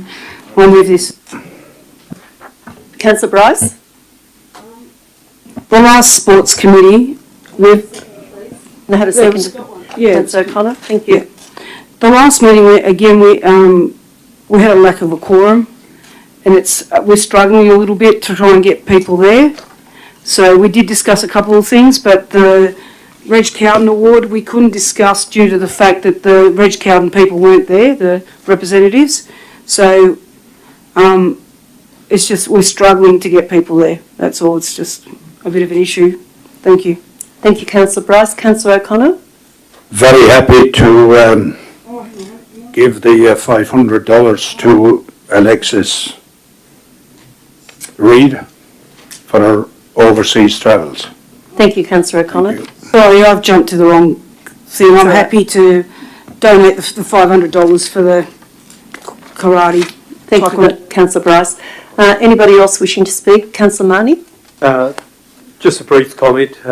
Look, there's a lot of times when we get criticised as a council, but this, and I'll sound a bit like a broken record on this, but this is something that this council has done very well for a very long time.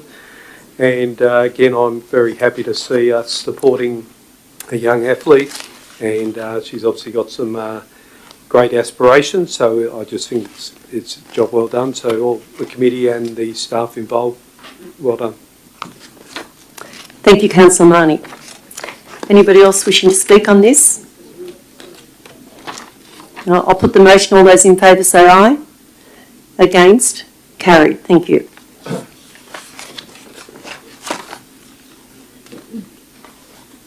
.2.2. I'll move this. That was Councillor Bryce and Councillor Marnie. Is that correct? Yes. Councillor Bryce, would you like to speak to this? It was a really good report. It highlighted some issues within the management plan of the Garden Stones. We had a very tight time frame to put everything in. Yeah, the emergency management, where you've stated the significant investment will be required to address this risk, and a draft master plan does not sufficiently respond to the matter. I thought that really well covered all that. We need better process engagements with local stakeholders. and telecommunication in the Duke Mearns Plateau is appalling. Again, the Indigenous representation, it strongly suggests that Indigenous representation at the core of decision-making processes. We need to make sure that they are part of this, the voice in this project. The other thing, it was the development of a multi-state a stakeholder working party that will help inform ongoing management. I think the council needs to work with national parks to set a criteria for the working party to ensure that we get the best value out of it, and we have a good diversity group within that working party. Apart from that, I thought it was a really good response to the Garden Stones. Thank you, Councillor Bryce. Councillor Marnie. Again, thank you for the report. It was a very good report. I particularly, like Councillor Bryce, appreciated the strong Indigenous representation statements. Also appreciated the encouragement of the local procurement strategy as a policy as part of the process. And also just the consideration of the impact it has on the entryways with State Mine, Gully Road and Inch Street. I thought that was well placed as well. The only couple of points would have liked to see a little bit more emphasis on is just an opportunity to interplay with particularly the State Mine Museum and those visitor precincts that immediately adjoin it on our lands or adjoining our lands. And the other point I have some concerns about is I'm not convinced about a zip line running across the face of the lost city. I think that goes, in my mind, some way against the second statement. It isn't something that we would do at Echo Point. It's not something we would do at Uluru.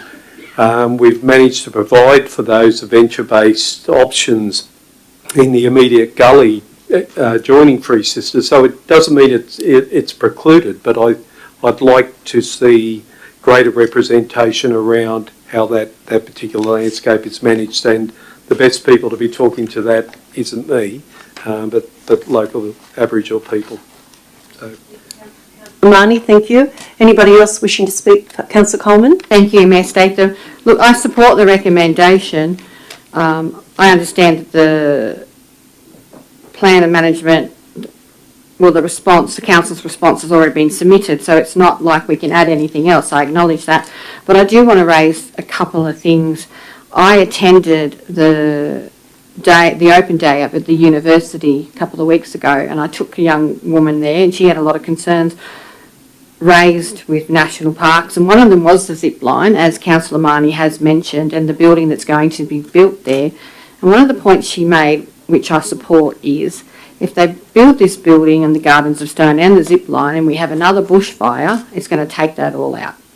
So it's like, is this really value for money? So I want to acknowledge that young woman's comment.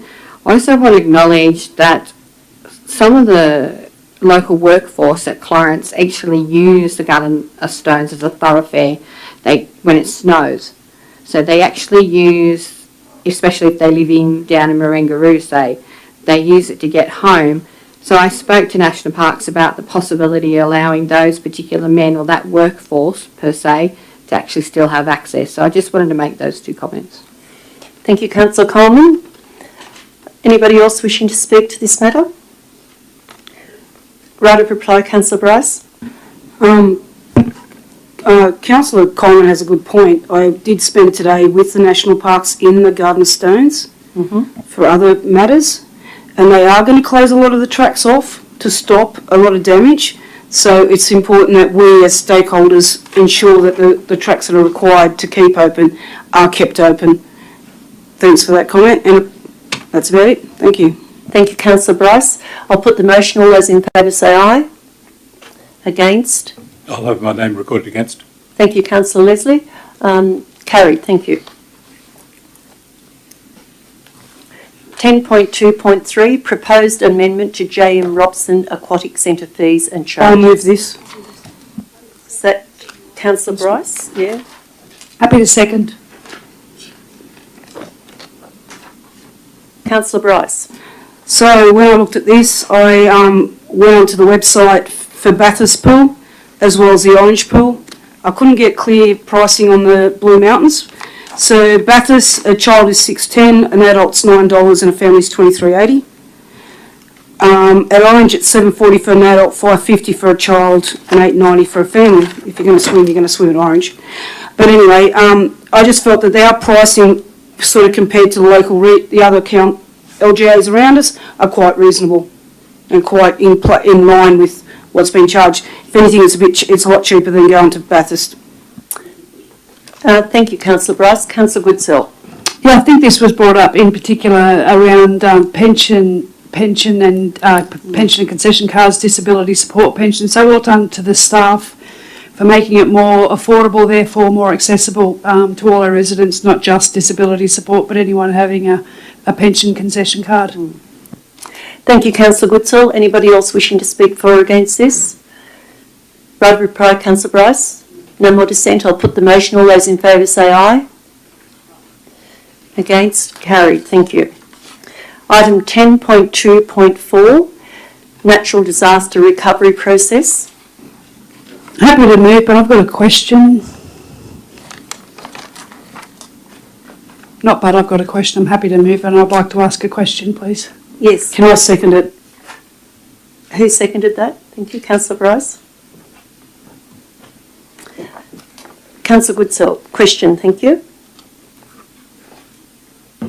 Thank you, Mr. Edgecombe, a very good report. What I don't understand is the recommendation. It's not quite specific enough for my liking that Council again recognises state and federal governments for opportunities to deliver under the natural disaster relief and recovery arrangements, but also to advocate for the 4 key actions discussed in the body of the report. So just, again, I know I keep asking you this, how often, who to, are we going to advocate to? Mr. Jonathan Edgecombe, thank you. Through you, Ms. Statham, the recommendation is broad by intent. If the council wishes to make specific advocacy or representations to ministers or other representatives of government, they can change the recommendation accordingly if they wish. I just thought that those 4 key points are obviously really, really important, and I didn't know if other councils agreed that we should have some sort of time frame on it or not.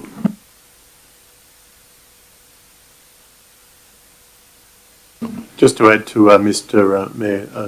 Edgecombe's comment, we'll periodically update the council, but certainly we can't be determinative on our own. So we very much rely on the Australian Local Government Association and Local Government New South Wales to advocate on our behalf. And this also speaks to another report elsewhere in the business paper about the federal assistance grants. The short answer, but it's not a trite one, is that at every opportunity we'd be advocating for a fairer share of state and federal public funding coming back to Council for disaster recovery. Thank you, Mr. General Manager and Mr. Edgecombe. Anyone else wishing to speak to this? Councillor Marnie? Sorry. Go. Oh, sorry. Councillor Goodsell, you continue. You did ask a question. Would you like to continue? No. Sure. Councillor Bryce? Yeah, it's really quite disappointing to see the financial assistance grants, the FAG, has declined to by about 43%, but everything else has gone up. We really need to advocate for that.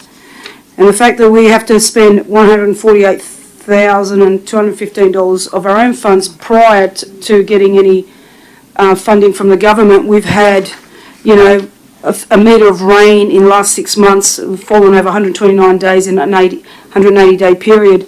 We've been from one natural disaster to another, and it's just wearing on us and our funds. Thank you. Yeah, please. Thank you, Councillor Bryce. Mr. Edgecombe would like to add a little bit to that. Thank you. Thank you, Mayor Statham. I'd just like to add and give a bit of context to just what Councillor Bryce referenced. We have experienced, and there are 4 current natural disaster declarations for the Lithgow LGA. Each of those has $148,000 of unplanned revenue, which must be covered by the council prior to any further costs being absorbed by the state and federal government. So that represents an unplanned cost to the council of $600,000. I'm very delighted that you explained that, Mr Edgecombe. Councillor Marnie, thank you. Just a brief statement. I won't reiterate, but strongly agree with the points Councillor Bryce made. The other point, which I think this is a really very good report, as far as a snapshot on some of the pressures on council to deliver, particularly in the roads area, in the drainage area. The points you make about emergency management and you're in a constant response phase shouldn't be understated as far as the requirement to mobilise staff to get to the business of repairing and maintaining and doing basic work. So to have 4 events within a year is significant. The point Councillor Bryce makes is very good, that base level in yourself of that 148,215. That's a significant amount of money to essentially find as an insurance excess every time we have a major event. So I also like the point that you've addressed the financial assistance grants, which are now sitting at 0.5%. For small rural councils, the federal and state government need to make decisions on whether they want them to continue to exist, particularly where they've got high exposure to disaster events. And we're seeing that in Lismore, we're seeing it here in our own territory. We need to have a new model, and I think this report deals with a lot of the causal problems, which is great. So thank you for the report. Thank you, Councillor Marnie. Anybody else wishing to speak for or against this? Right of reply, Councillor Goodsell? Sorry? No. I'll put the motion. All those in favour say aye. Against? Thank you. Carried. Thank you. 10.3, Finance and Assets Report. Could I have somebody move this, please? I'll move it. Councillor Bryce? This is basically just a new contract. I didn't know it was you that moved it. Sorry. Thank you. Have a second to thank you. It was Councillor Marnie. Councillor Bryce. This is just basically a new tender that went out for the fuel, supplying the fuel at the best value that we can get nowadays. I'm happy with it. Thank you, Councillor Bryce. Councillor Marnie. Just a quick question. I'm assuming we use our own Bowsers when we're talking about bulk fuel. We're not using a card system, so we're getting bulk fuel delivered to us. Is that the situation? Mr. Edgecombe? So yes, we do hold storage for significant volumes of fuel at both of our depots, Lithgow and Wallerawang. So that's used to supply all of our heavy machinery, but also our light plant equipment as well. Right, thank you. Thank you, Mr. Edgecombe. Thank you, Councillor Marnie. Anybody else wishing to speak for or against this? Councillor Bryce, right of reply. I'll put the motion. All those in favour say aye. Carried.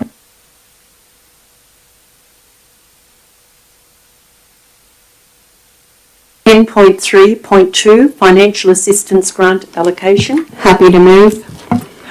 Happy to second. Thank you, Councillor Coleman. Thank you, Councillor Goodsell. Councillor Coleman, would you like to speak to that? Oh, Councillor Bryce, you sound very similar. Sorry.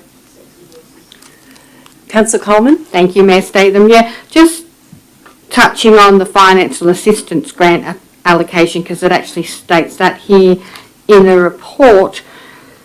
You know, we do need to get the funding back to at least 1% of Commonwealth tax revenue, and this council has supported the ALGA and New South Wales lobbying the federal government to do so.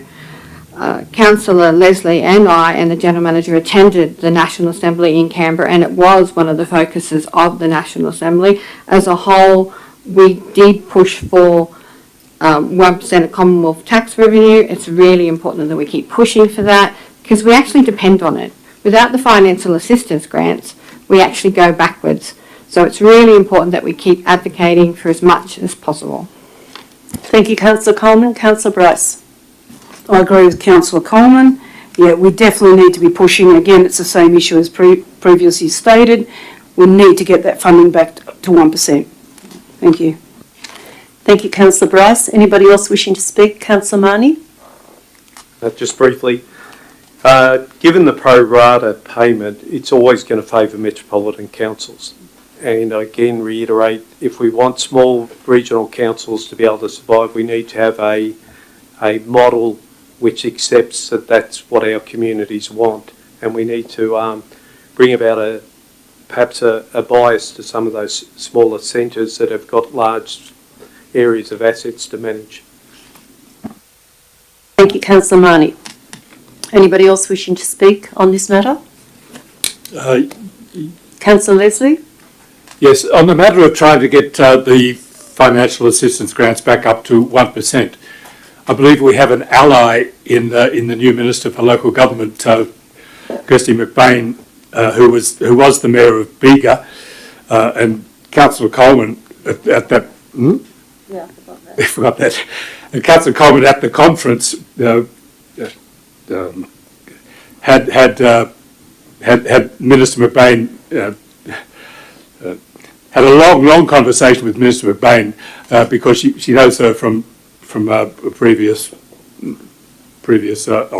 organisations, and was able to point out just how the financial assistance grants, and particularly the pro rata, 30% pro rata on a population basis, affects the ability of country and regional councils to gain the financial assistance grants that they need. Of course, so that was made very clear just what a disadvantage that is, and so I believe that we will. Well, at least we'll have an ally. Maybe she won't go through the cabinet, but she certainly will be an ally on behalf of regional councils, because as a former mayor and now the minister, she's fully aware of the issues that affect regional councils. Thank you, Councillor Leslie. Anybody else wishing to speak for or against this? Right of reply. Thank you, Councillor Coleman. Thank you, Mayor Sathan. Yes, just touching on what Councillor Leslie said, yes, I did have a long conversation with Minister McBain. She is the Minister for Regional Local Government. I actually saw her at the Australian Local Government Women's Association breakfast. She was actually a guest speaker and was able to speak to her on not only this issue but other issues relating to regional New South Wales, and she does understand regional New South Wales because she was the former Mayor of Bega, and they had suffered quite dramatically during the bushfire season. She also gave me a contact for Minister King in regards to transport. So going to the National Assembly, having the opportunity to go to that breakfast has actually benefit in regards to networking. Thank you, Councillor Coleman. Anybody else wishing to speak? I'll put the motion. All those in favour say aye. Against? Carried. Thank you. Item 10.3.3, Community Engagement, Options for a Sustainable Lithgow.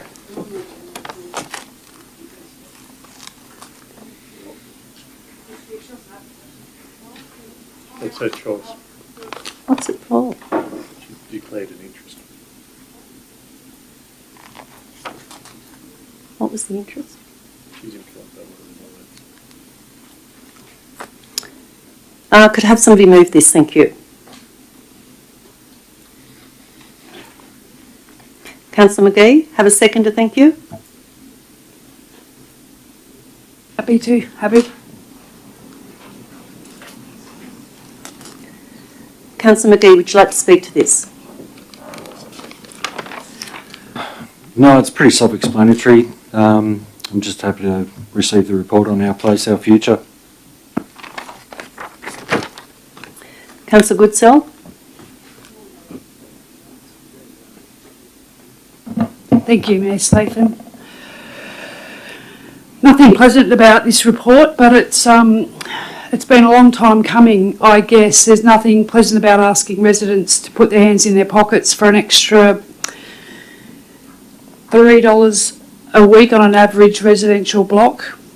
But there's nothing also pleasant about running an organisation where the expenditure outweighs the income, with significant infrastructure backlogs on a deficit year after year. And our council has maintained a decade of deficits, which is not sustainable into the future. It bothers me and it's disappointing to see in the report that a review of our rating structure has not been undertaken in decades. That's what floored me the most, I guess. Action needs to be taken. It's obvious, and the importance of communication to the community around this, and that it clearly only applies to land rates and not the rest of their water, wastewater, sewage, garbage.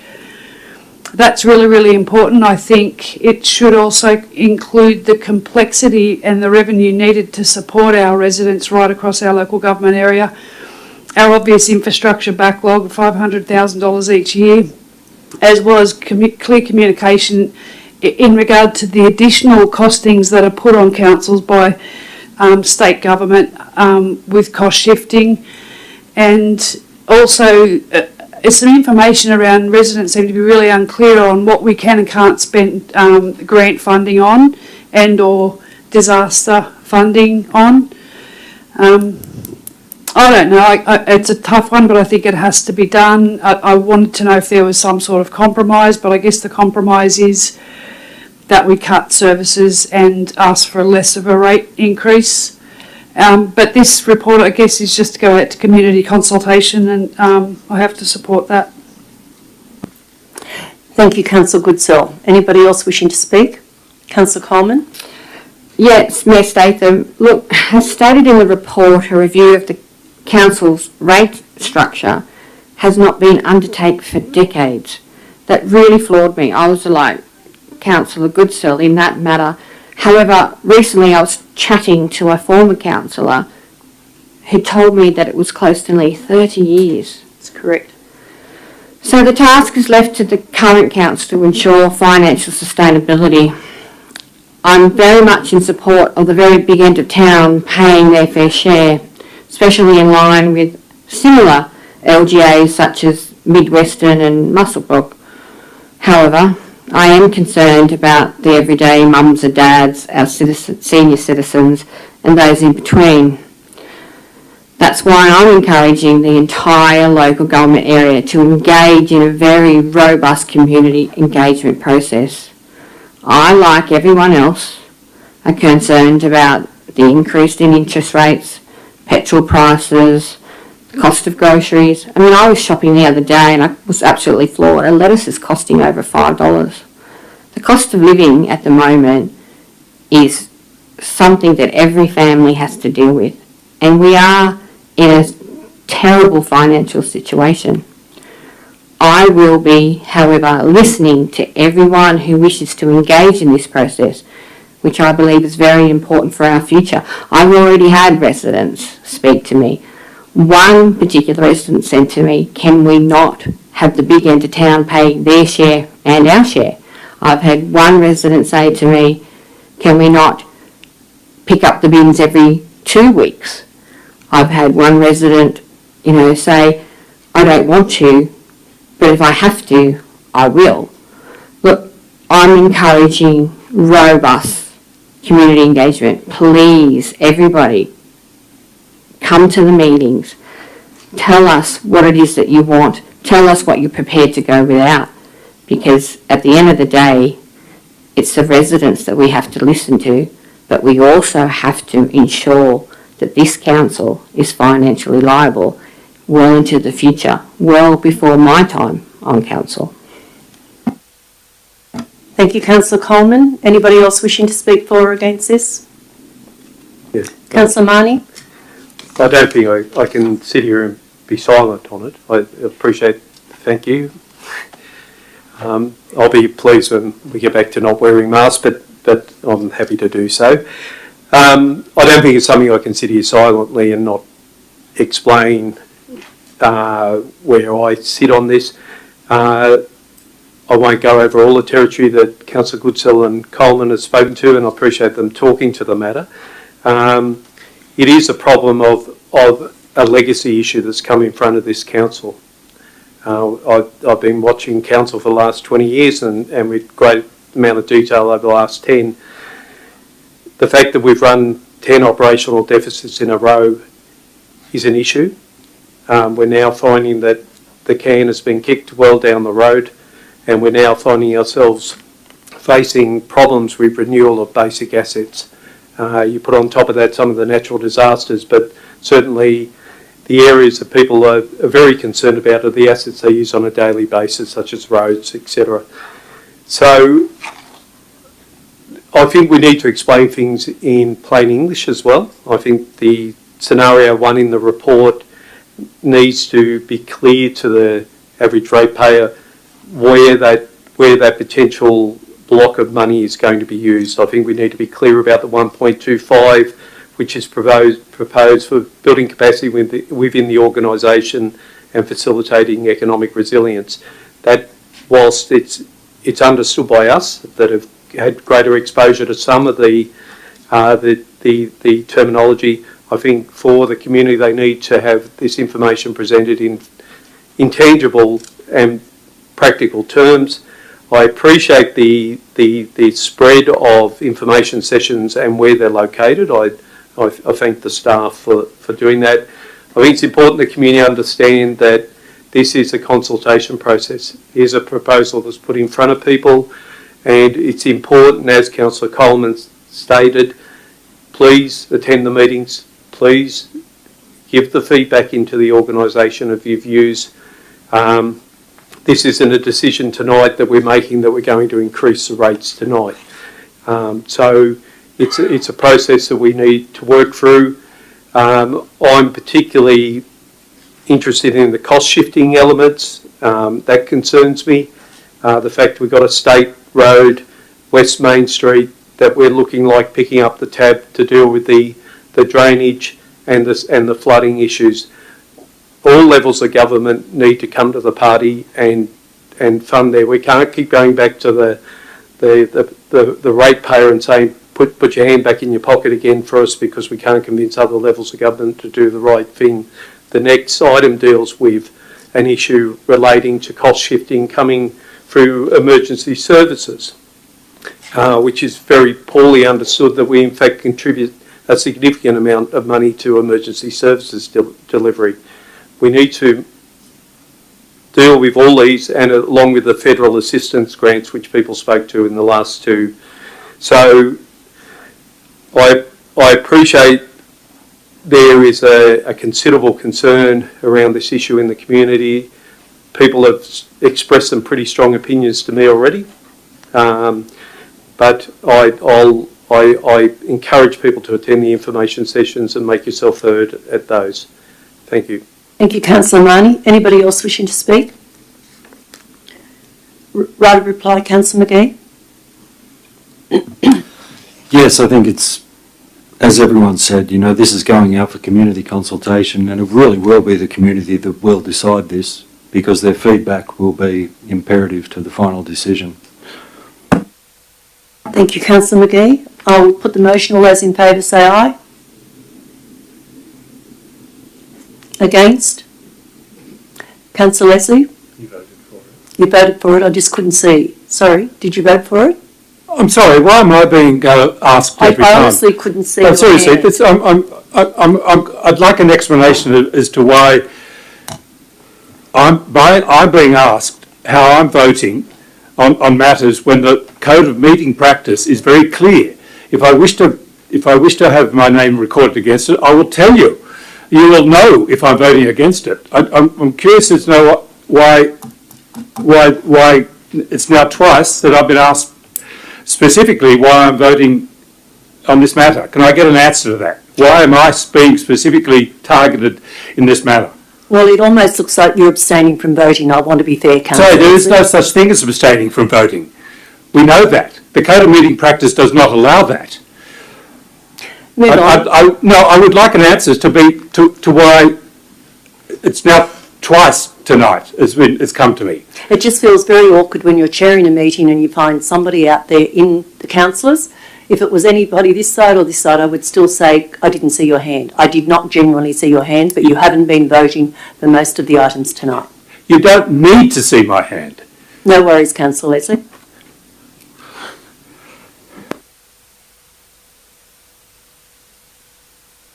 Could I put the motion again, please? All those in favour say aye.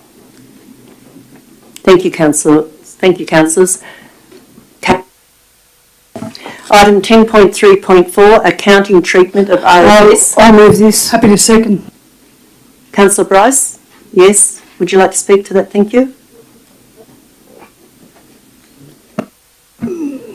Yeah. So this is the RFS Red Fleet assets. We now have to carry $200,000 in depreciation on our books. This is really, we have no say within with the RFS, what we buy, what we don't. It says councils across the state and the LG New South Wales refute this determinations. Councils do not have any say in the acquisition, deployment or disposal of these assets, but we are asked to carry these. We really need to be petitioning the government to move them off our books and they carry it. Thank you.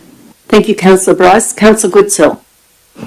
Just a recent introduction, another cost shifting by the government. I totally disagree with it. A decision by the government to add over $200,000 to our council books for a fleet of vehicles that council has absolutely no control over is absurd.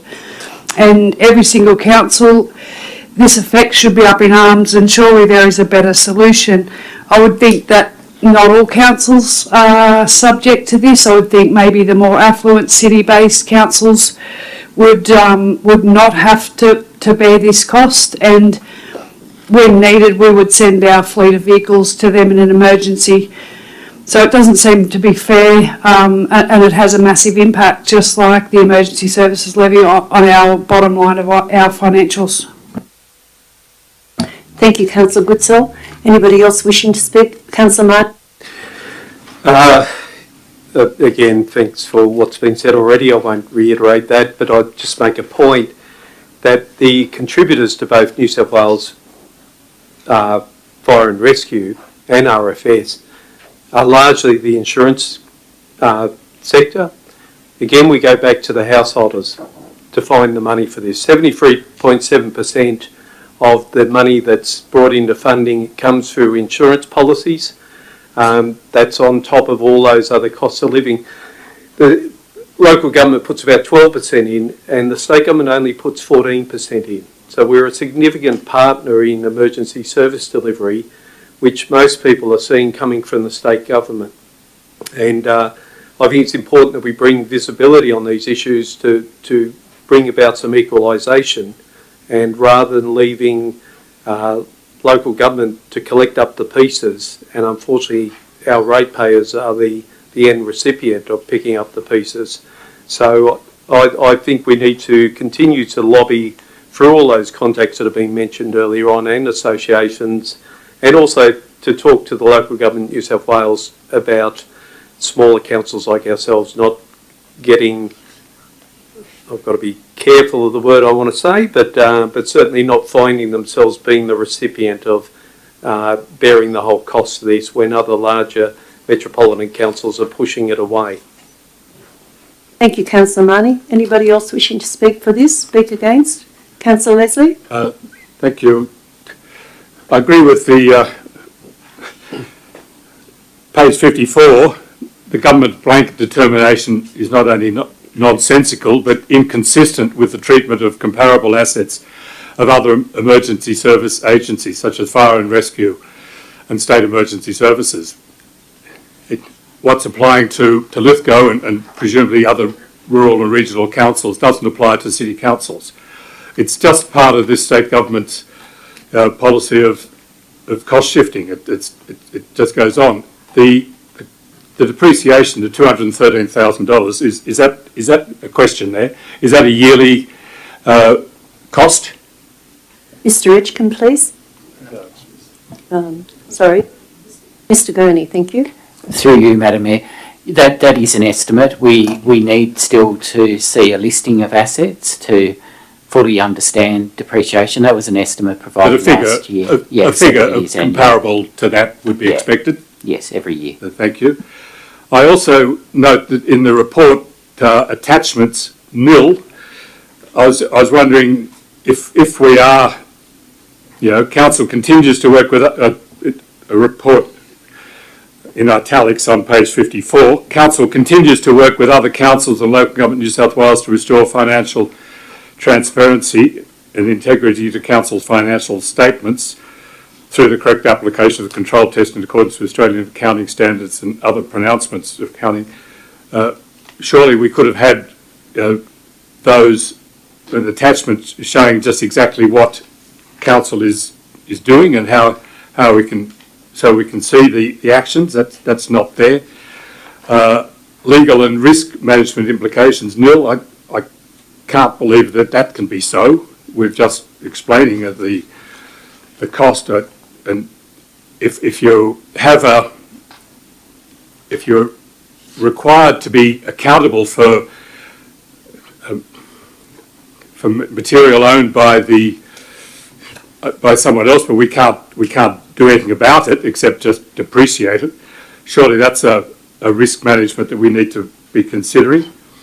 And I take up what Councillor Marnie was talking about with the cost shifting. For example, we have this particular RFS depreciation, but we have Main Street, a state road, which is at Calero Street, and the cost to Lithgow Council of trying to get that repaired so that people don't get sewerage in their yards, in their houses, is enormous. But we're not getting any support from the state government on that. They aren't prepared to see that as a state road. It comes to council to pay. Emergency services levy, of course.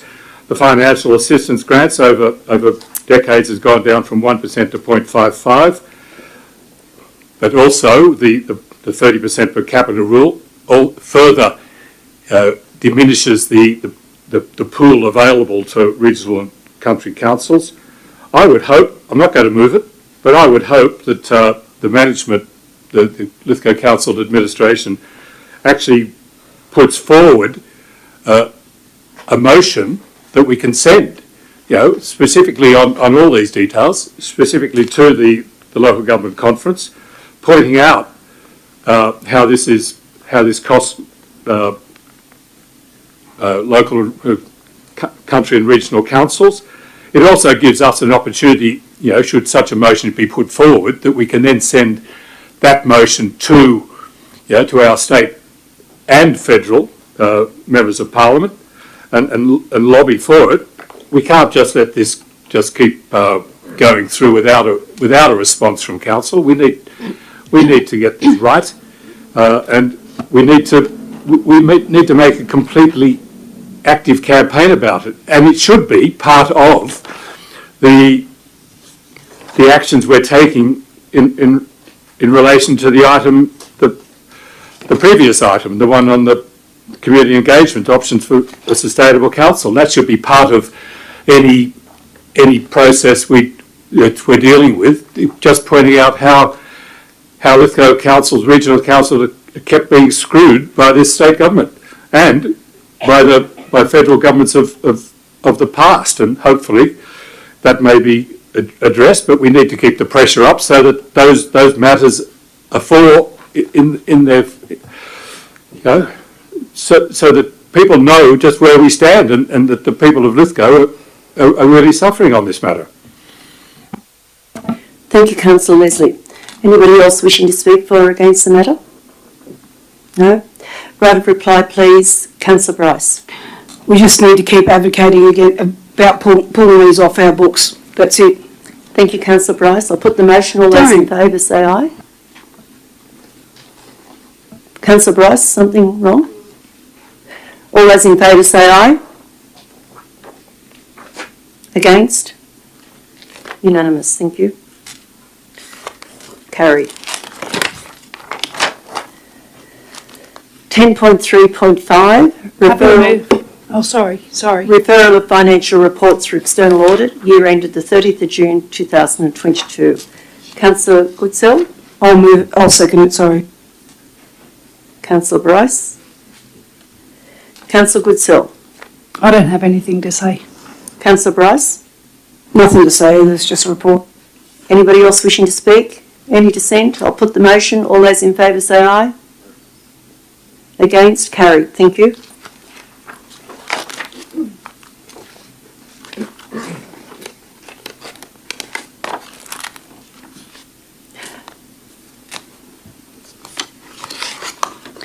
Item 10.3.6, proposed leases. Could I have somebody move this, I'll move please? it. Second. Thank you, Councillor Bryce. Thank you, Councillor Coleman. Councillor Bryce? This is just a pretty straightforward report on what leases there are and what we've got in the implications and everything else. There's not really much to add to it. Thank you. Thank you, Councillor Bryce. Councillor Coleman? No, I reserve my right. Thank you. Anybody else wishing to speak for or against this? Councillor Bryce, right of reply? I'll put the motion. All those in favour say aye. Thank you. And anonymous. Unanimous. Thank you. Carried. Thank you. 10.4, policies and governance. Have somebody move this. Thank you. Councillor McGee? I'll second it. Thank you, Councillor Goodsell. Councillor McGee? Sorry, it's very hard to hear the difference. I'll have to separate you two. It's very hard to hear the difference. Councillor McGee? Yes, just good to see it all going ahead and going through. There's a couple of things the executive have added. Happy with that. I've spoken to the people that it was primarily concerning, and they're happy to put in applications. They're happy to obey the rules, and if we could just have it all on the website so that people can look it up before they put in that application to make it all flow smoothly, I think it's just a good thing. So very happy. Thank you, Councillor McGee. Councillor Bryce? This has been a good outcome for the community, the communities who want to put stuff out there on the footpaths, and we have some rules around it and the way we have to address it. Thank you. Bye. Thank you, Councillor Bryce. Anybody else wishing to speak on this? Right of reply, Councillor McGee. No, just to say well done to everyone involved. Thank you. Thank you. All those in favour say aye. I'll put the motion. Against? Carried. Thank you.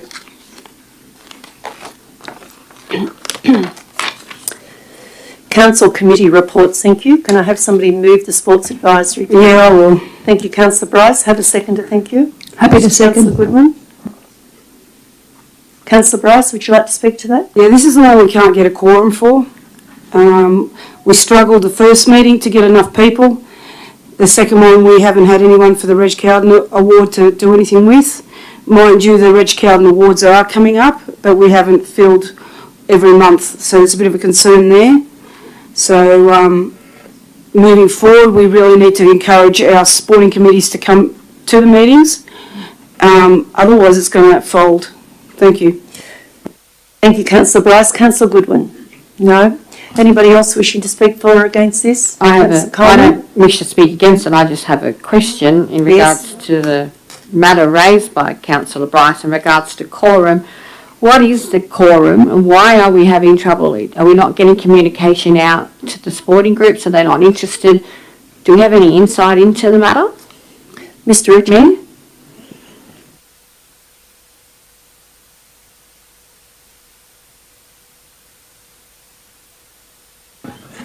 Thank you, Mayor Statham. I'm just quickly pulling up the terms of reference.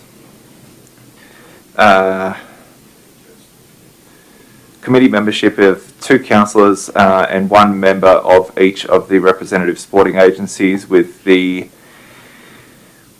quorum being I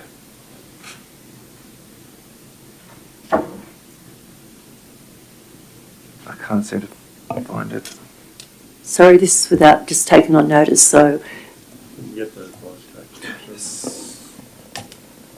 A quorum is required at all meetings and comprises a minimum of 7 voting members.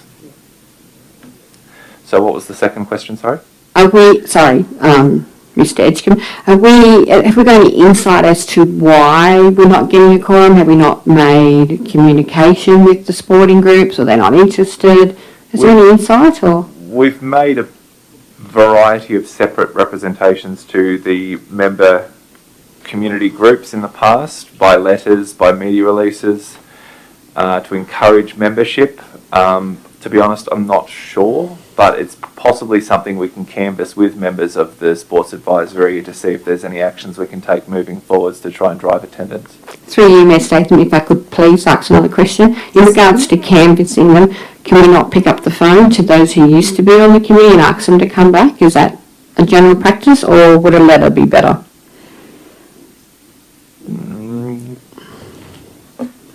I think what we might do is just monitor how this is going, bearing in mind that this was the group or the committee that the council recommended that there might be an alternate model. Everybody's time poor, aren't they? And volunteering and sporting groups are generally struggling, COVID and the like. So, you know, I think they're challenged running their own clubs, let alone contributing back to these committees. We did float the idea of having, I think, twice yearly meetings with sporting groups, talking about reflecting on how the year has been in terms of us supporting sports clubs and their needs, but also looking forward. We may have to revisit that because clearly if the model's not working for sports clubs, we need to find another model through which we can engage, recognising that every single day we're working operationally with these clubs. But maybe there's an alternate forum that we could try. Thank you, Councillor Coleman and the General Manager. Anybody else wishing to speak on this? Right of reply, Councillor Bryce. I'll put the motion. All those in favour say aye. Against? Thank you. Carried. 11.2, Audit and Risk Improvement Committee, ARIC. The minutes July 2022. Thank you. Have somebody move this way, thank you. I'll move that, Mayor. I was there. Happy to second. Coleman. Councillor Goodsell, thank you. Councillor Coleman.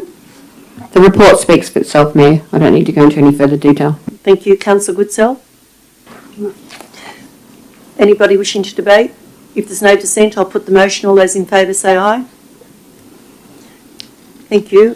Carried. Thank you. Business of great urgency tonight. Oh, sorry, we've got the operations. The operations, a late report, thank you. Could I have somebody move this report? I'll move it. Councillor McGee, I think, had his hand up.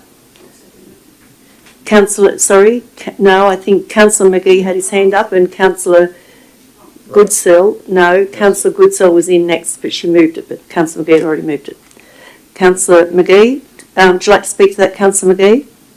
Only that it needs a correction in that the chair's name is spelt incorrectly a couple of times. Okay, thank you. I'm sure the staff will address that. Councillor Goodsell? No? Anybody else wishing to speak to this? Yes, I would like to, Mayor Statham. I really enjoyed this committee. I'm not a voting member on it, but I really enjoyed getting the updates from the staff and asking the questions I needed to ask. I thought it was worthwhile committee. I do have one question. I did raise something in regards to the Girl Guides Hall. They've approached me about whether or not they can have their lease reviewed or they can have a property inspection. And I did raise it at the Operations Committee, so I'm not quite sure if it's, I can't see it. Maybe Mr Edgecombe could enlighten me if it's there or if it's been dealt with or... Through you, Mayor Statham. Yes, thank you. Just to provide a bit of clarity, it was the intent of the committee when they resolved to adopt the terms of reference that the overarching responsibility of the committee would be to consider and make recommendations to the council regarding policies and initiatives and the council's strategic objectives, and that the council, that the operations committee, won't consider operational matters such as asset maintenance to be dealt with. In reflecting on those terms of reference, the matters raised were noted and they will be taken up with the Girl Guides groups and representatives, but they don't form parts of the minutes because they don't comply with the terms of reference. Thank you, you answered my question. Thank you, Mr Edgecombe. Thank you, Councillor Coleman. Anybody else wishing to speak on this? Councillor McGee, Councillor Marnie. Thank you. Thank you. Those people who remember back to my first motion that I moved in this council related to stormwater and sewerage management. Can I say I was very pleased with what I received as far as reports in the Operations Committee. I'm particularly happy on the sewerage front that we're going to start looking at building capacity within our own organisation to undertake smoke testing and also have capacity of relining our sewer mains. Those things are the prevention rather than us dealing with the symptomatic stuff which has been going on. We obviously need to identify where those stormwater connection points are, but I saw a clear systems-based approach to the problem rather than dealing with symptoms, which I think most of our community would rather see that we're looking at that. In the stormwater front, I saw the same thinking, which I really appreciated. I think the partnerships with Water New South Wales are really promising, and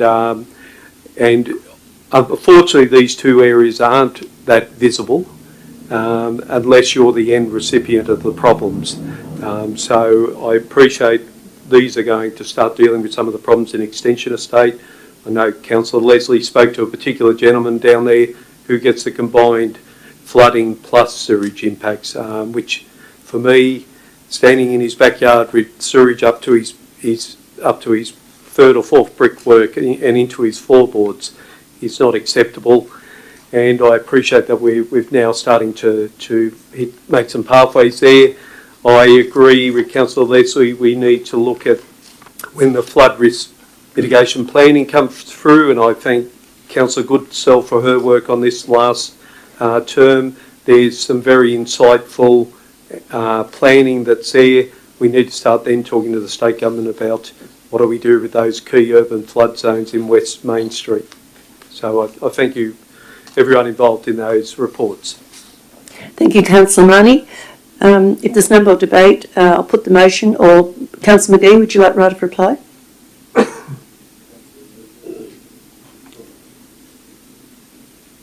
No, it's all fine. All right, I'll put the motion. Thank you. All those in favour say aye. Against? Carried. Thank you.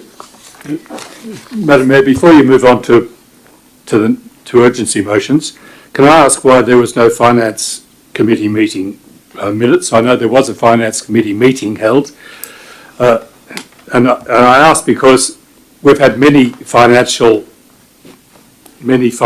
matters discussed here on the business paper tonight, and I would have liked to have had the insight and input from our council of representatives who are on that committee. And I would point out that the very reason that we have the council meetings on the fourth Monday of every month is so that committee meetings can be held earlier in the meeting so that they all report to the meeting in which the committee meeting was held. I was wondering why we have no minutes. Mr Gurney. Thank you, Councillor Leslie. Through you, Mayor Statham.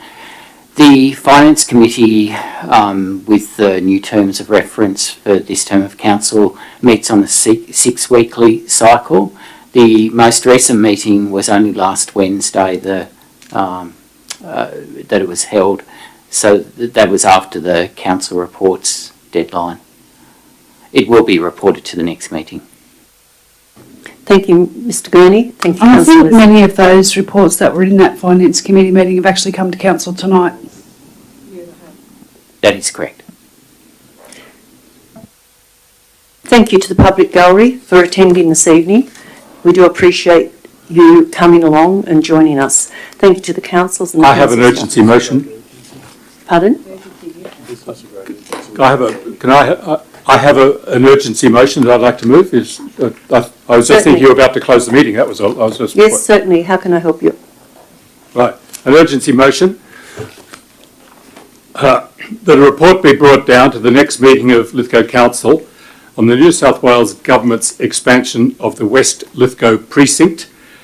The report to include the notice advising Lithgow Council. That's not a matter of urgency, though. Oh, sorry. Point of order. I think if you actually wait, thank you. Continue, please. Thank you, Councillor Bryce. Continue, please, Councillor. The report to include the notice advising Lithgow Council, what public consultation was undertaken by the government, if any, Council's response to the government, and Council's actions in advising the citizens of Lithgow, and particularly those citizens and businesses in the now expanded area. I'd like to move that as an urgency motion.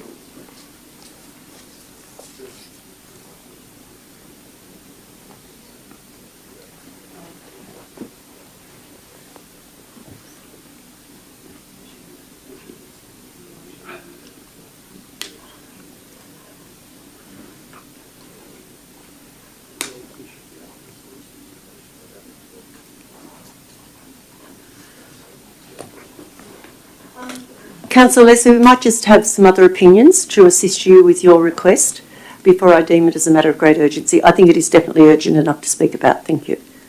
Mr General Manager? Yeah, Mayor, I'll just speak to it briefly. Since the energy from waste regulation was brought down, there was a little bit of confusion initially because there was an error in the map. We're clarifying that, and there's been a bit on, but we've been trying to reserve some time to get some further information and understanding of the regulation. But look, that time frame that Councillor Leslie is speaking to should accord with the time frame within which we'd be able to bring back some information. So I'm in the Council's hands. We see no harm in that request. I will take that on board as a matter of great urgency, Councillor Leslie, and you will get a report back about that. Thank you. And could I have a seconder for that? Thank you. Councillor Goodsell? Right, all those in favour say aye. Councillor Leslie, you're happy with that? Thank you. Did Trinity get all of it down? No, we didn't. Have you got a copy of that?